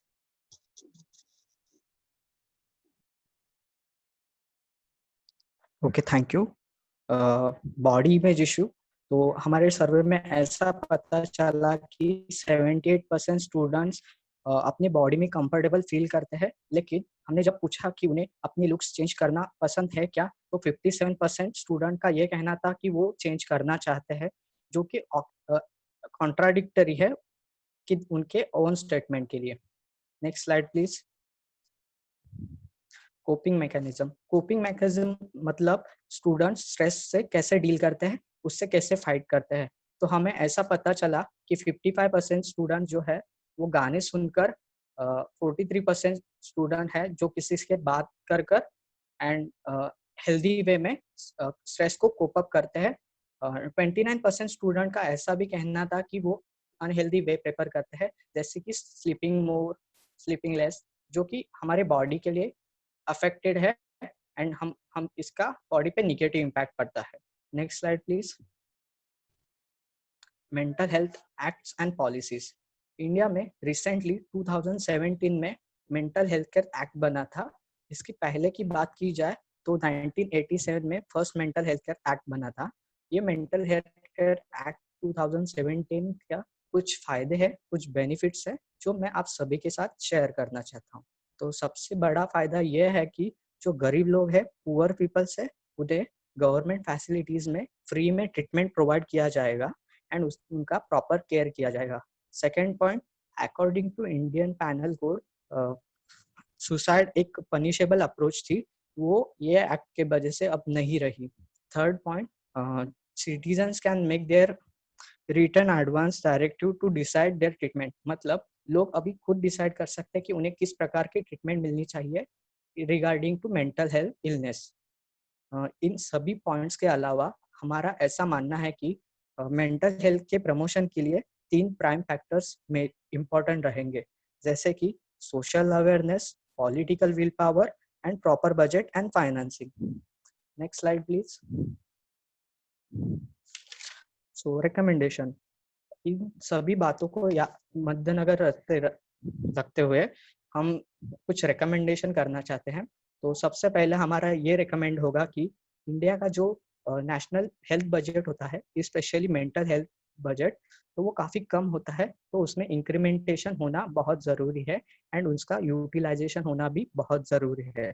हमारा सेकंड रिकमेंडेशन ये है कि जैसे हम सभी फिजिकल हेल्थ को इम्पोर्टेंट देते हैं, वैसे ही मेंटल हेल्थ को भी इम्पोर्टेंट मिलना चाहिए। रादर मेंटल हेल्थ को भी एजुकेशन करिकुलम में इंक्लूड करना बहुत ज़रूरी होगा। प्लस इंडिया में बहुत सारे कॉलेजेस में काउंसलर की काफ़ी कमी है, तो वो अगर होंगे तो स्टूडेंट जो प्रॉब्लम फेस करते हैं वो उनकी शायद नंबर्स कम हो सकते हैं। थर्ड पॉइंट, हम महसूस कर सकते हैं कि इंडिया में ट्रेन आशा वर्कर्स, डॉक्टर्स, साइकेट्रिस्ट, फिर नर्स, इन सभी की कमी हम महसूस करते हैं। अगर इन सभी के नंबर्स प्रॉपर वे में बैलेंस हो तो इसका सोसाइटी को बहुत बेनिफिट हो सकता है। Fourth point is strict execution of mental health. जैसे मैंने अपने प्रीवियस स्लाइड में बताया मेंटल हेल्थ एक्ट के बारे में, वही एक्ट का अगर प्रॉपर इम्प्लीमेंटेशन होगा तो ये सोसाइटी के लिए मोर बेनिफिशियल होगा। एट द एंड हम पुकार को थैंक्स कहना चाहते हैं for this golden opportunity and हम अपने सारे दोस्तों के लिए भी थैंक यू कहना चाहते हैं। So thank you everyone. Thank you MLM group. हमने युवाओं की मानसिक स्थिति के बारे में तो देख लिया, लेकिन हमारे देश में ऐसे भी कुछ युवा है जो 2 वक्त की रोटी के लिए आज भी परेशान हैं। तो चलो मुंबई के अंबुजीवाड़ी में चलते हैं और उनकी कहानी सीआर ग्रुप से ही सुनते हैं।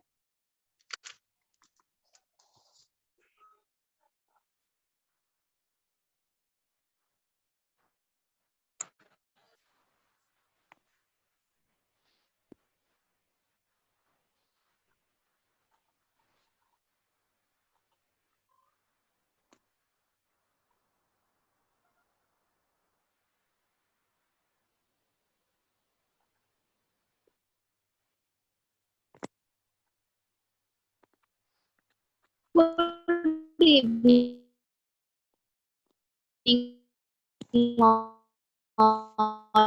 हमारे ग्रुप का नाम कम्युनिटी रिसर्च ग्रुप है।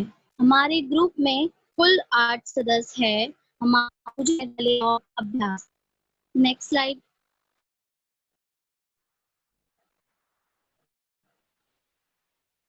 Next slide please. Hello Ravita, आपकी आवाज ठीक से हेलो नहीं आ रही है। हेलो।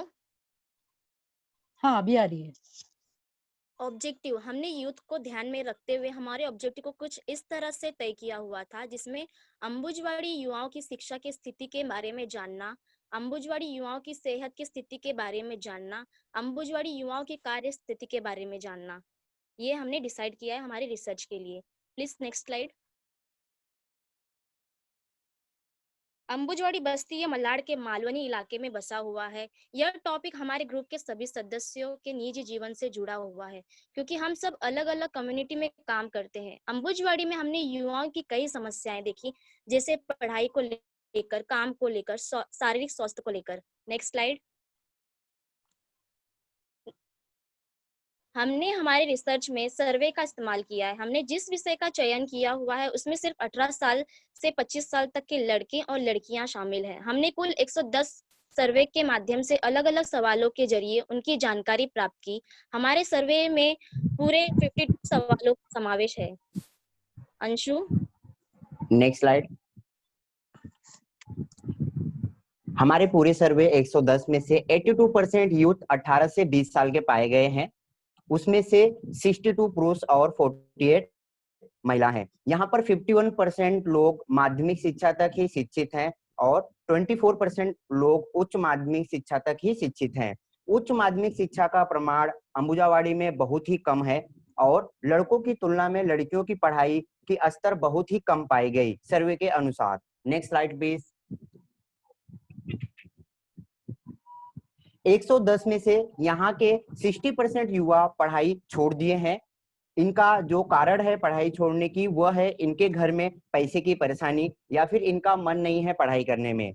यहाँ के युवा को अगर पढ़ाई करने का मौका मिले तो वह पढ़ाई करना चाहेंगे, जिसमें 59% युवा आगे पढ़ना चाहते हैं। पढ़ाई छूटने के बाद ये लोग कचरा चुनना, बेगारी का काम करना, घर में माल बनाना, सिलाई करना जैसे काम करते हैं। Next slide please.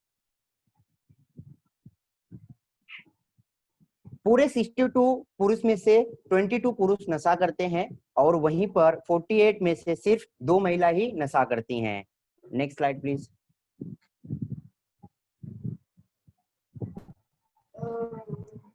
धूम्रपान, चबाने वाला, पीने वाला जैसे अन्य प्रकार के नशा यहाँ के यूथ करते हैं। इनके नशा करने की वजह है इनके दोस्त की वजह से या फिर यह जो काम करते हैं उसकी वजह से या इनके तनाव में आ जाने की वजह से यह नशा करने शुरू करते हैं।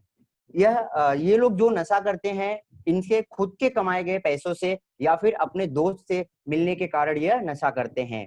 110 में से केवल 21 युवा ही अखबार पढ़ते हैं। यहाँ भी लड़कियों की तुलना में लड़कों का प्रमाण ज्यादा है। कम्युनिटी में खेलने और व्यायाम करने के लिए कोई भी मैदान नहीं है, ना ही म्यूनिसिपैलिटी की और ना ही कोई अदर मैदान। Next slide please. Next slide.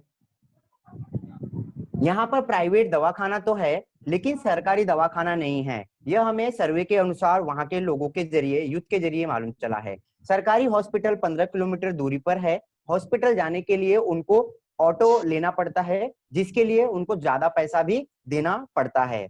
पिछले 3 महीने में 53 यानी कि 49% युवा अस्पताल में इलाज करवाने के लिए गए हैं।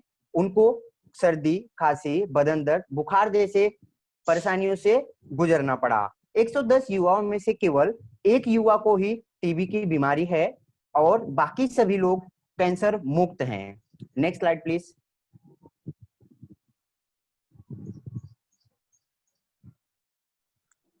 सारे सर्वे के माध्यम से हमारे ग्रुप ने ये सुझाव तय किया।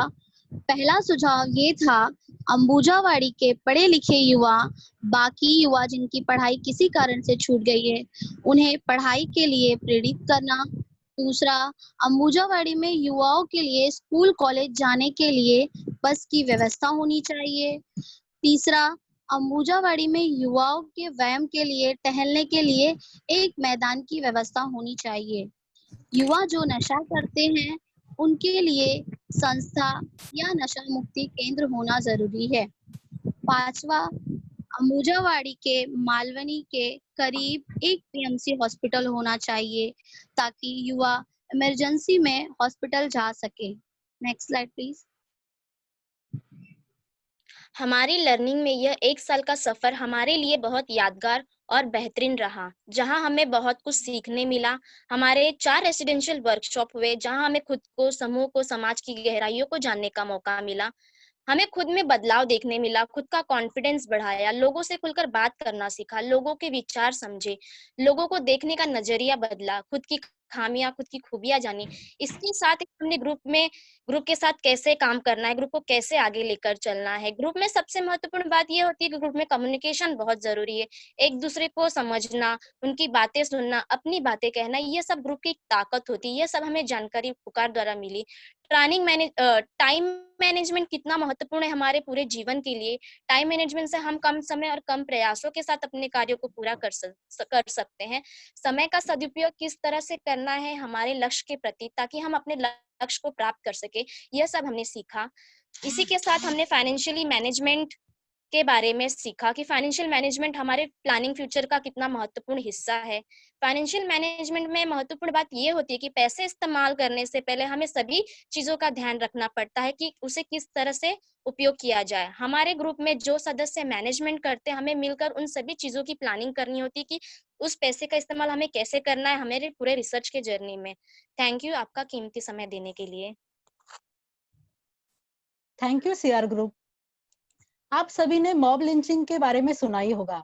अफसोस की बात यह है कि आज भी हमारे मुस्लिम या दलित या आदिवासी भाई बहनों के साथ सामुदायिक हिंसा होती है।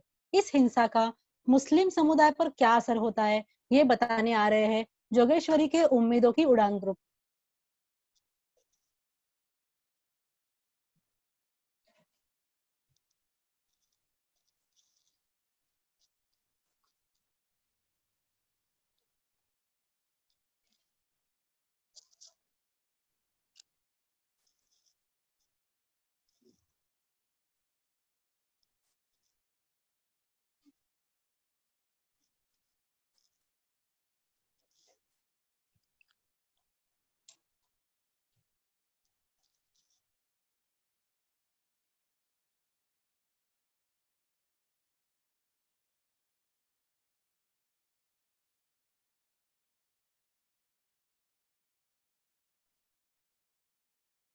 हेलो,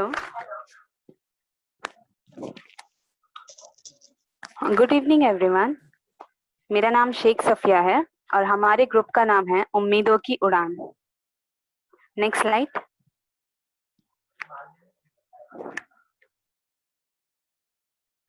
हमारे टॉपिक का नाम है मॉब वायलेंस एंड लिंचिंग। ये हमारा सब टॉपिक है। देश में बढ़ते मॉब वायलेंस, लिंचिंग, होने वाली हत्याओं से जोगेश्वरी ईस्ट प्रेमनगर के मुस्लिम समाज पर होने वाले असर का अभ्यास। हमारे ग्रुप में टोटल 6 सदस्य है और हम में से 5 जोगेश्वरी ईस्ट के ही रहवासी है और 1 माहिम धारावी के। Next slide. Mob violence lynching. Mob violence and lynching मतलब एक भीड़ द्वारा किसी भी व्यक्ति, पर्सन को गैर कानूनी ढंग से या तो मारना या उसकी हत्या कर देना। मॉब वायलेंस एंड लिंचिंग की अगर हम थोड़ी सी हिस्ट्री जाने तो हमें ये पता चलता है कि मॉब वायलेंस एंड लिंचिंग काफी पहले से होता आ रहा है। ये हमें सिर्फ अभी से सुनाई नहीं देता। इसकी शुरुआत 1947 में हुई थी, जब हमारे आजादी की लड़ाई लड़ी जा रही थी। उस दौरान सबसे बड़ी मॉब वायलेंस एंड लिंचिंग हुई थी। Next slide.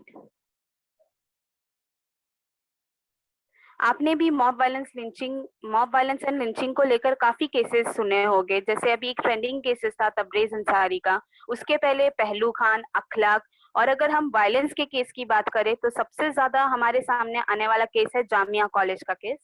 वहीं यहाँ पर हमने कुछ आंकड़े दिखाए हैं जो हमें क्विंट ऐप के जरिए से मिले हैं 2016 तक, जो स्टेट वाइज में मॉब वायलेंस एंड लिंचिंग हुए उसके आंकड़े हमने यहाँ पे दर्शाए हैं। Next slide.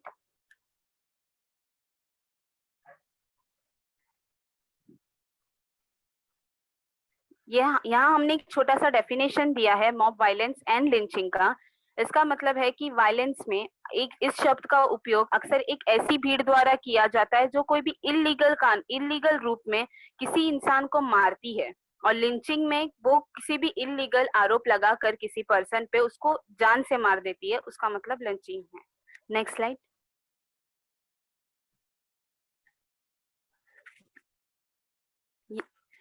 तो हम बढ़ते हैं हमारे मेन ऑब्जेक्टिव की तरफ। हमारा पहला मेन ऑब्जेक्टिव है ये जानने के लिए कि लोगों के मन में मॉब वायलेंस लिंचिंग को लेकर क्या डर है। तो जब हम अपने समाज में उतरे और हमने लोगों से ये जानने की कोशिश की, तब हमें पता चला कि उनके मन में इस चीज को लेकर काफी डर है। हमारा नेक्स्ट ऑब्जेक्टिव है ये जानने के लिए कि हमारे समाज के युवा मॉब वायलेंस लिंचिंग के बारे में क्या सोचते हैं। जब हम उतरे फील्ड में तो हमें पता चला कि हमारे समाज के युवा सोचते हैं, उनका कहना था कि हम डिस्कस कर सकते हैं, बात कर सकते हैं, बट हम इस पे कोई एक्शन नहीं ले सकते। वहीं हमारा तीसरा मेन ऑब्जेक्टिव है माता पिता पेरेंट्स अपने बच्चों की सुरक्षा को लेकर इस मुद्दे पर क्या सोच रखते हैं।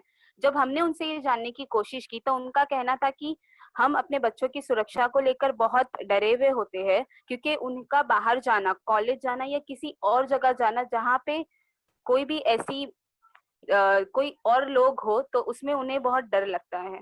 Next slide.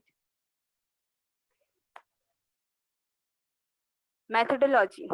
मेथड्स में हमने क्वांटिटेटिव मेथड्स को चुना क्योंकि हमारे रिसर्च में हमें ज्यादा से ज्यादा लोगों का रिस्पांस जानना था। इसीलिए हमने क्वांटिटेटिव में सर्वे मेथड को चूज किया। सर्वे के जरिए हम उनसे ये जानना चाहते थे कि मॉब वायलेंस एंड लिंचिंग के बारे में लोगों को पता है या नहीं, और इसका लोगों पर कुछ असर है या नहीं, और वहीं लोगों के मन में इसको लेकर कुछ डर है या नहीं, और अगर है तो इसके खिलाफ कितनों ने एक्शन लिया है या कुछ किया है। Next slide. हमने कुल मिलाकर 110 सर्वे किए जिसमें हमें 62% मेंस और 38% वुमेन्स मिले, जिनमें हमें मुस्लिम्स 98% और नॉन मुस्लिम 2% मिले। Next slide.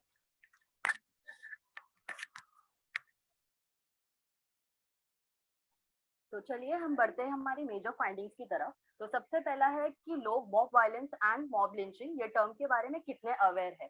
तो ज्यादातर लोगों को मॉब वायलेंस एंड लिंचिंग के केसेस के बारे में पता था, लेकिन उससे प्रॉपर इंग्लिश में मॉब वायलेंस या मॉब लिंचिंग कहते हैं ये नहीं पता था।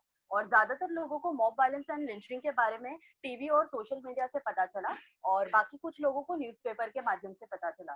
सेकंड इज लोगों की पर्सनल लाइफ या व्यक्तिगत जीवन पर क्या असर हो रहा है मॉब वायलेंस एंड लिंचिंग की वजह से। तो मेजॉरिटी ऑफ द लोगों ने कहा कि वो मेंटली डिस्टर्ब रहते हैं, और पेरेंट्स अपने बच्चों की सेफ्टी को लेकर परेशान रहते हैं, और लोग कहीं अकेले दूर ट्रैवल करने से डरते हैं, और ट्रैवल के दौरान फूड आइटम्स को लेकर डर बना रहता है कि वो फूड आइटम्स को बीफ कहकर उन्हें मारा पीटा ना जाए। तो ये थे impact on personal life. Third is politics. तो जब हमने लोगों से पूछा कि कौन सी ऐसी चीजें हैं जो मॉब वायलेंस एंड लिंचिंग को बढ़ावा दे रही है, तो मेजॉरिटी ऑफ द लोगों ने कहा कि पॉलिटिक्स इन मुद्दों को सबसे ज्यादा बढ़ावा दे रही है। और हमारे सर्वे के हिसाब से हमें ये पता चला कि लोगों ने मॉब वायलेंस एंड लिंचिंग के केसेस के बारे में ज्यादा 2014 के बाद सुना है। Moving on to social media.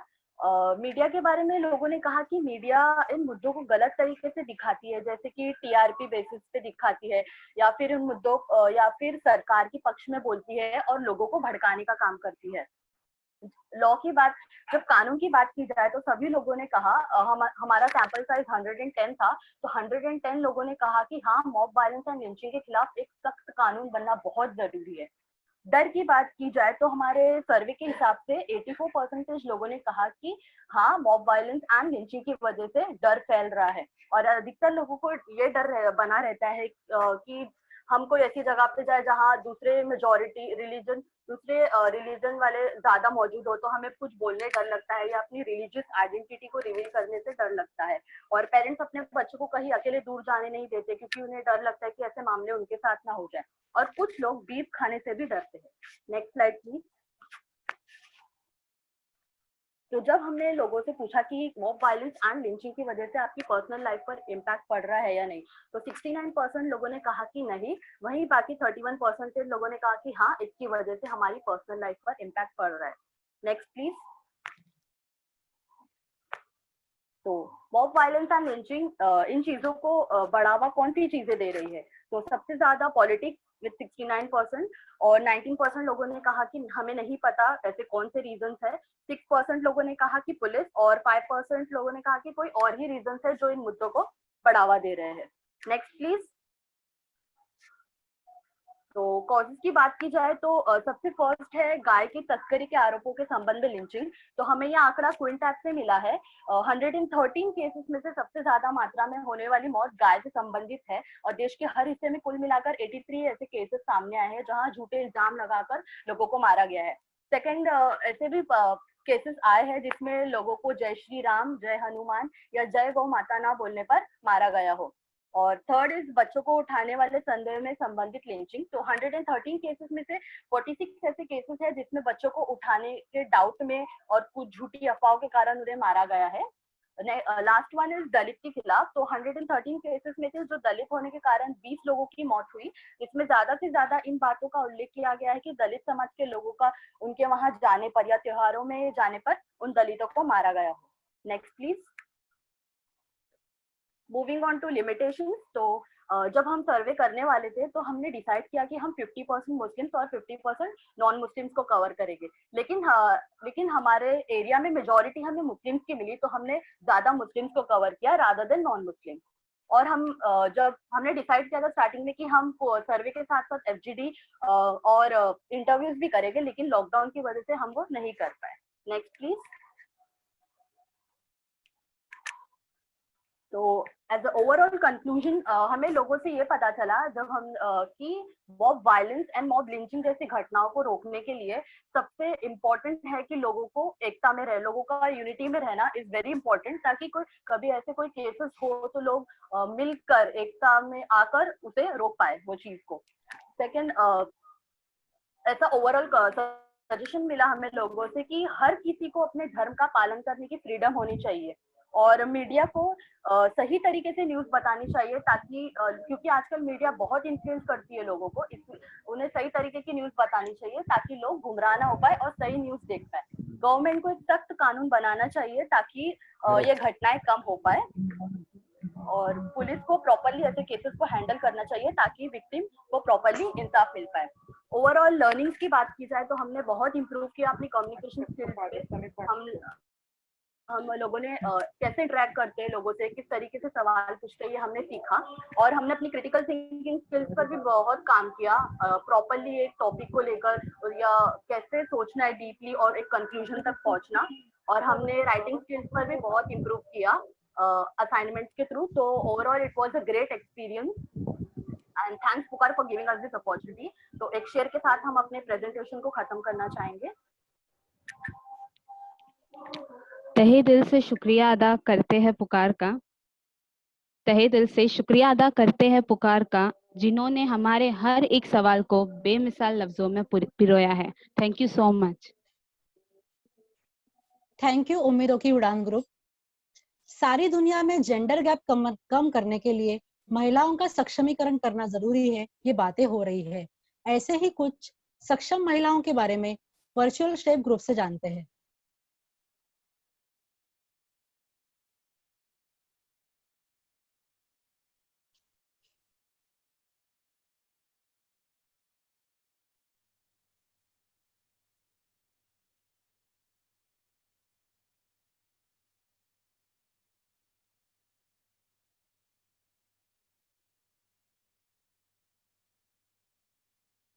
Good evening everyone, मेरा नाम सुनील कांबे है। हमारे ग्रुप का नाम वर्चुअल स्टेप है।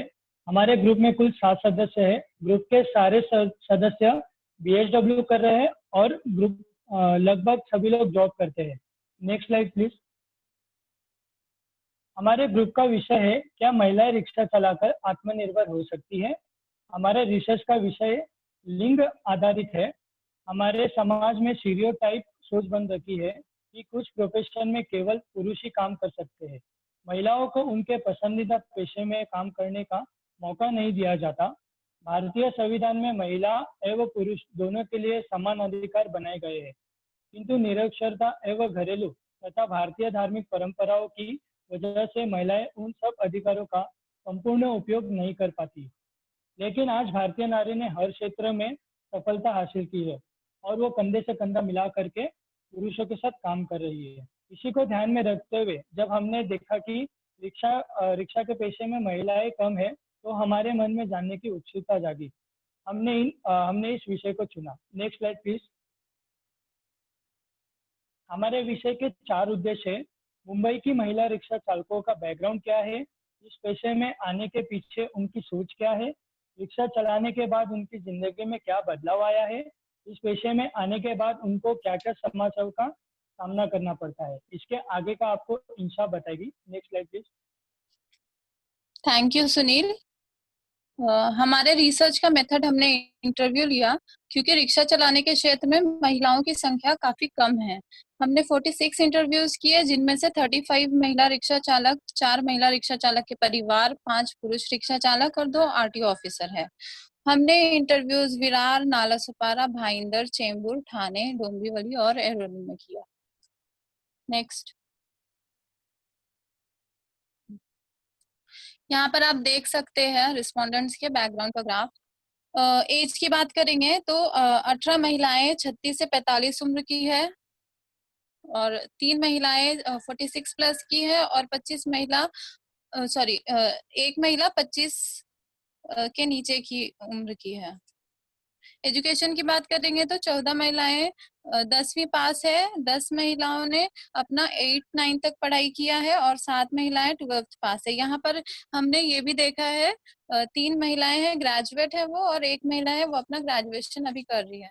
मैरिटल स्टेटस की बात करते हैं तो 31 महिलाएं मैरिड है और 4 महिलाएं हैं विधवा और सेपरेटेड है।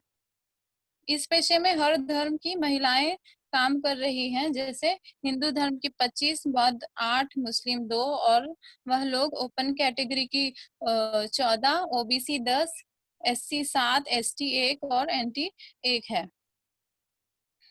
नेटिव प्लेस की बात करेंगे तो 35 में से 33 महिलाएं महाराष्ट्रियन है और 2 यूपी की हैं। अब हम अपने मेजर फाइंडिंग्स की बात करते हैं। पहला है ज्यादातर महिलाओं को रिक्शा चलाने की सोच सरकारी योजना देखकर आई। दूसरा परिवार और समाज के सहयोग की बात करेंगे तो 88% महिला चालक कहती हैं कि उनको उनके परिवार का पूरा सपोर्ट मिलता है और उनके पड़ोसी और रिश्तेदार का व्यवहार उनके साथ अच्छा है और वो उनके बारे में अच्छा बोलते हैं। हमारे चौथे फाइंडिंग्स की बात करेंगे तो ज्यादातर महिलाएं अलग लाइन और स्टैंड के पक्ष में है, क्योंकि महिलाएं घर का काम करके रिक्शा निकालती है। पुरुष रिक्शा चालक की तुलना में कम समय के लिए रिक्शा चलाती है। एक लाइन में होने की वजह से उन्हें 1 घंटा पैसेंजर लेके जाने के लिए वेट करना पड़ता है, जिसके कारण उनके इनकम पे असर पड़ता है। कभी कभी पुरुष रिक्शा चालक लाइन में महिला रिक्शा चालक को लाइन नहीं लगाने देते हैं। अलग स्टैंड और लाइन होने का के पक्ष में होने का यह भी एक कारण है। साथ ही पुरुष रिक्शा चालक एक दूसरे से गाली देकर बात करते हैं, गंदी बातें करते हैं, जिससे महिलाएं असहज हो जाती हैं। बात करेंगे अलग रंग के रिक्शे की। मुंबई सबर्बन के कई क्षेत्रों में महिलाओं को ऑरेंज रंग का रिक्शा दिया गया है, लेकिन महिलाएं उसके विपक्ष में हैं। इसका कारण यह है कि कुछ असामाजिक लोग महिला रिक्शा चालक को देख करके कट मारते हैं और उनकी ड्राइविंग को विचलित करने की कोशिश करते हैं।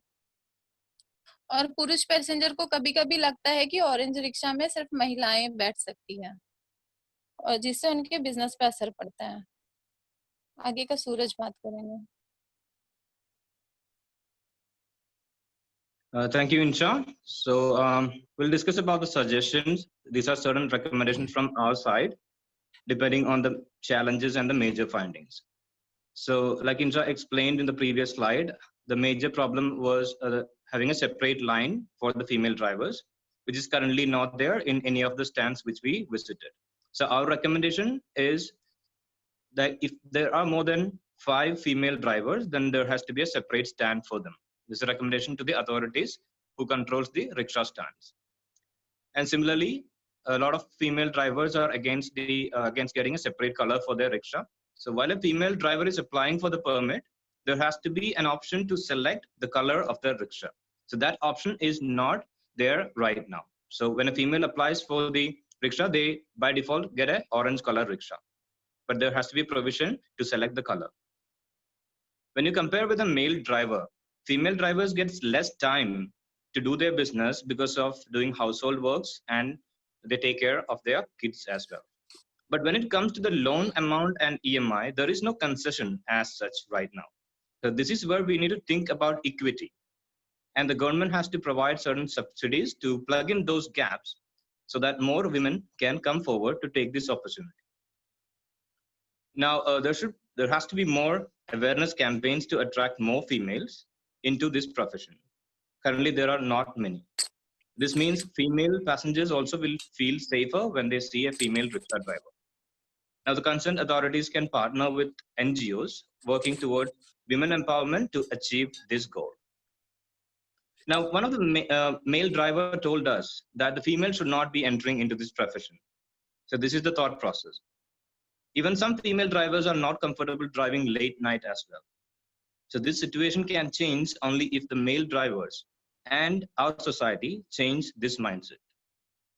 So the male drivers need to take the responsibility of the safety of their co-workers, the female drivers, and should be able to make them comfortable while they are on the road. Next slide. So here we can see certain photographs where we were working on the field and at the Pukar office as well. We were taking interviews at their home and in the rickshaws on the road as well, according to their convenience. There were certain limitations in our research process. One of that is like we have only one female member in the group. So she has to come to different areas in Navi Mumbai and Mumbai to get the contact details because the female drivers are not comfortable in sharing their contact details with the male members of the group. And that is one of the limitations which we had. Now, during the 1-year journey with Pukar, we learned a lot of things. And this diploma course actually gave us many opportunities to develop our skills and personality. One such session was about gender and sex. And this session actually gave us more clarity on this topic. We were actually able to relate our experience from the field because we saw the real face of gender discrimination, which is already existing in our society. We understand how gender discrimination can take away the opportunities in various professional fields. So it even exists in our own families. And surprisingly, we are not aware about it sometimes. So the change should start from our own houses. So we were able to broaden our mindset on this and decided to give importance to inclusivity in our own personal life and our interactions with the society. Thank you for your time. Thank you virtual step group. हमने आज के माहौल को समझ लिया और उसके लोगों को भी समझ लिया, लेकिन इन लोगों की तुम्हारी मेरी पहचान किससे होती है? क्या आपको पता है? क्या कोई बता सकता है हमारी पहचान किससे होती है? वो पहचान है हमारी नागरिकता।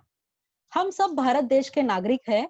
नागरिक हमें हमारा भारतीय संविधान प्रदान करता है, इसलिए हमारी जिम्मेदारी बनती है कि हम भारतीय संविधान को जान ले और उसके मूल्यों का प्रचार प्रसार करें। लेकिन आज के कितने युवा संविधान के बारे में जानते हैं? तुम्हें क्या लगता है? ये जानने के लिए हम वन विजन ग्रुप को बुलाते हैं। हेलो एवरीवन,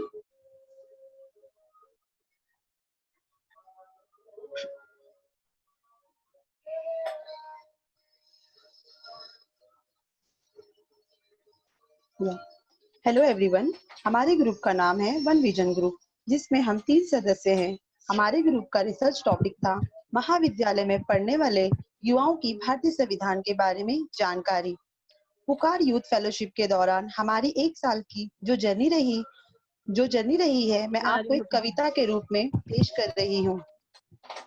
एक अनोखा संशोधन सफर, कुछ नया करने की चाहत पहले से हम में थी, उसमें और जान इन दोस्तों ने भर दी। हम साथ मिलकर जुड़े पुकार फेलोशिप से, नया कुछ सीख कर बदलाव करने की चाहत में। कौन से विषय पर करें रिसर्च, ये तय करते करते फिर मन में आए बड़े बड़े सवाल। करना क्या है ये सोचते ही आपस में हुई बवाल। फिर हुई लड़ाई अपनों से ही अपनों की, बात आई सभी के विचारों की, अधिकारों की। उलझ गए फिर सब खुद में ही, ये सोचकर कहाँ से मिलते होंगे ये विचार, ये अधिकार। फिर सबके सामने आई बड़ी किताब, नाम है उसका संविधान। हर नागरिक की है ये पहचान, हमारे देश के नियमों की है ये किताब, जिस पर सभी को है नाज।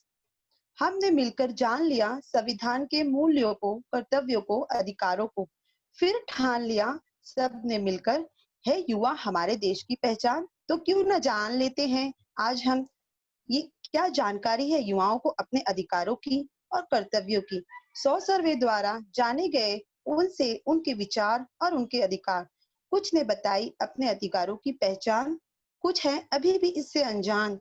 युवाओं को जब कराई हमने संविधान की पहचान, पढ़ाया गया जब युवाओं के साथ प्रियम्बल, तब खुशियां झलक गई उनके चेहरे पर। मिलकर बोले सभी हम है भारतीय और संविधान हमारी पहचान। एक अच्छा भारतीय नागरिक बनना होगा तो समझना होगा संविधान। Next slide please. ये हमारे ग्रुप के 3 सदस्य हैं, अनुराधा, शबनम एंड आफरीन। नेक्स्ट। हमारे रिसर्च का ऑब्जेक्टिव था महाविद्यालय में पढ़ने वाले युवाओं को भारतीय संविधान के बारे में क्या पता है और संविधान में बताए हुए मूल्य उनके जीवन से कैसे जुड़े ये जानना। मूल्यों का प्रचार प्रसार युवाओं के साथ कैसे कर सकते हैं ये जानना और जन जागृति करना। हमारे रिसर्च के मेथड सर्वे और इंटरव्यू द्वारा किए गए, जिसमें महाविद्यालय में पढ़ने वाले 18 से 21 साल की उम्र के युवाओं के साथ हमने 100 सर्वे किए, जिसमें आर्ट्स के 50% और कॉमर्स के 50% युवा शामिल थे और 5 प्रैक्टिशनल के हमने इंटरव्यू लिए। नेक्स्ट। आइए हम जानते हैं हमारे रिसर्च के मेजर फाइंडिंग्स को। 98% युवाओं ने भारतीय संविधान ये शब्द सुना है। नेक्स्ट। 83% युवाओं को प्रस्तावना पता है। Next slide please. 63.30% युवाओं ने प्रस्तावना पढ़ी है। 32% युवाओं ने हम भारत के लोग इन 3 शब्दों से प्रस्तावना की शुरुआत होती है यह बताया। नेक्स्ट। 29% युवाओं को पता है 26 नवंबर को भारतीय संविधान दिवस मनाया जाता है। 24% युवाओं को पता था संविधान सभा के अध्यक्ष डॉक्टर राजेंद्र प्रसाद थे। नेक्स्ट। 81% युवाओं को पता है हमारा भारत का संविधान रंग, वर्ण, वंश, जन्म स्थान, धर्म, जाति के आधार पर भेदभाव नहीं करता। हमारा आर्टिकल 15 भी यही कहता है। 90% युवाओं ने ये बताया भारत में हमें किसी भी धर्म को अपनाने की और उसकी पूजा आराधना करने की आजादी है। हमारा आर्टिकल 25 भी यही कहता है। नेक्स्ट। 65% युवाओं ने बताया कि 26 जनवरी 1950 का दिन हम गणतंत्र दिवस के रूप में क्यों मनाते हैं। उस दिन देश को चलाने के लिए नियम बने और सभी अधिकार संविधान द्वारा लागू किए गए थे। आइए हम जानते हैं। नेक्स्ट। हमारे रिसर्च के दौरान हमने 5 प्रैक्टिशनल के इंटरव्यू लिए। उनको आने वाले चैलेंजेस के बारे में हम जानते हैं। जब हमारी उनसे बात हुई तो चैलेंजेस ये रहे। फर्स्ट, जिनको संविधान के बारे में पता है वो संविधान समझने की कोशिश नहीं करते और जो संविधान को नहीं मानते वो संविधान के बारे में सुनना भी पसंद नहीं करते। हमारे एक प्रैक्टिशनर जो मौलाना है, मौलाना होने की वजह से संविधान के मूल्यों की जानकारी से लोगों को बताने में उन्हें दिक्कत आती है। लोग उनको अजीब नजरों से देखते हैं। आदिवासी और अन्य ऐसे घटक जो पढ़े लिखे नहीं हैं, उनको संविधान की टेक्निकल भाषा समझाने में कठिनाइयां आती हैं। लोगों के मन में लिंग, जात, धर्म, वर्ग के प्रति विषमता इतनी भरी हुई है कि उन्हें संवैधानिक मूल्यों के ऊपर चलने के लिए प्रोत्साहित करने में एक्सपर्ट्स को कठिनाइयां आती हैं। नेक्स्ट, आज 70 साल हो गए हैं हमारे देश का संविधान लागू होके, लेकिन आज भी हम हमारे अधिकारों और कर्तव्यों के बारे में अनजान हैं। भारतीय संविधान की प्रस्तावना जो संविधान का सार है और मूल्य भावना को सामने रखती है, उसके मूल्यों को समझना और युवाओं तक पहुंचाना चाहिए। तो आए हम देखते हैं हमारे ग्रुप रिसर्च के सुझाव को। फर्स्ट, संवैधानिक मूल्यों की जानकारी, उसके अर्थ टीचर्स और युवाओं तक पहुंचाने के लिए ट्रेनिंग सेशन का आयोजन शिक्षा विभाग द्वारा शुरू किया जा सकता है। सेकंड, हमारी रिसर्च से पता चला कि संविधान यह शब्द अधिकतर युवाओं ने स्कूल में ही सुना था। अगर स्कूल में ही बच्चों को प्रस्तावना और उसके मूल्यों की जानकारी, उनके अधिकारों और कर्तव्यों की जानकारी दी जाए तो बच्चे उसे और गहराई से समझ सकते हैं और अपने जीवन से कनेक्ट कर सकते हैं। हाल ही में आपने सुना होगा कि महाराष्ट्र सरकार ने संविधान की प्रस्तावना स्कूल की प्रार्थना में पढ़ाई जाए ऐसे लागू किया है, लेकिन उसकी समझ बढ़ाने के लिए हम शिक्षा विभाग को संविधान ये विषय रेगुलर सिलेबस में पढ़ाने की प्रस्तावना रख सकते हैं। संविधान पर काम करने वाली संविधान प्रचारक एक पब्लिक मूवमेंट है जो संवैधानिक मूल्यों का प्रचार प्रसार करने के लिए अलग अलग बस्तियों और लोगों कम्युनिटी के युवाओं को ट्रेनिंग देने का काम करती है। उसके माध्यम से हम लोगों तक जागरूकता कर सकते हैं। लास्ट, अधिकतर युवा सोशल मीडिया से कनेक्ट हैं, तो भारतीय संविधान के बारे में जानकारी देने के लिए हम ज्यादा से ज्यादा युवाओं तक पहुंचने के लिए सोशल मीडिया का इस्तेमाल कर सकते हैं। Next slide please.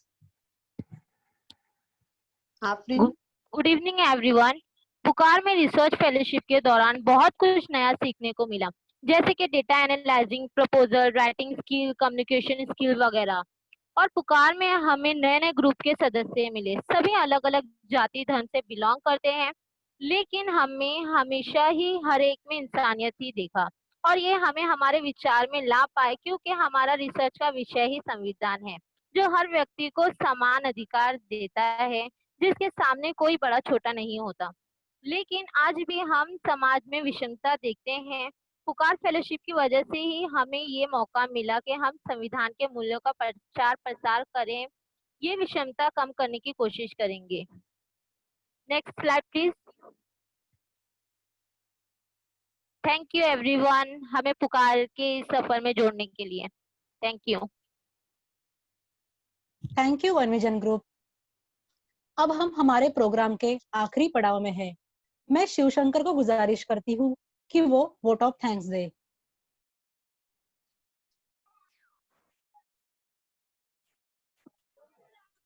मैं ऑडिबल हूँ? यस। हेलो। ओके दोस्तों, अब हम अपने कार्यक्रम के अंतिम पड़ाव पर आए हैं, जो आप सभी की सहायता से कामयाब हुआ। हम सब इस शाम के लिए आपके शुक्रगुजार हैं। सबसे पहले हम देश विदेश से जुड़े हमारे सहयोगी और शुभचिंतक, इनको धन्यवाद देते हैं। आप अपना कीमती समय निकालकर हमारे इस वर्चुअल इवेंट में उपस्थित रहे और हमारे यूथ फेलोज का हौसला बढ़ाया। आप सभी को प्यार भरा सलाम। साथ ही हम Tata institute of social science के शुक्रगुजार हैं।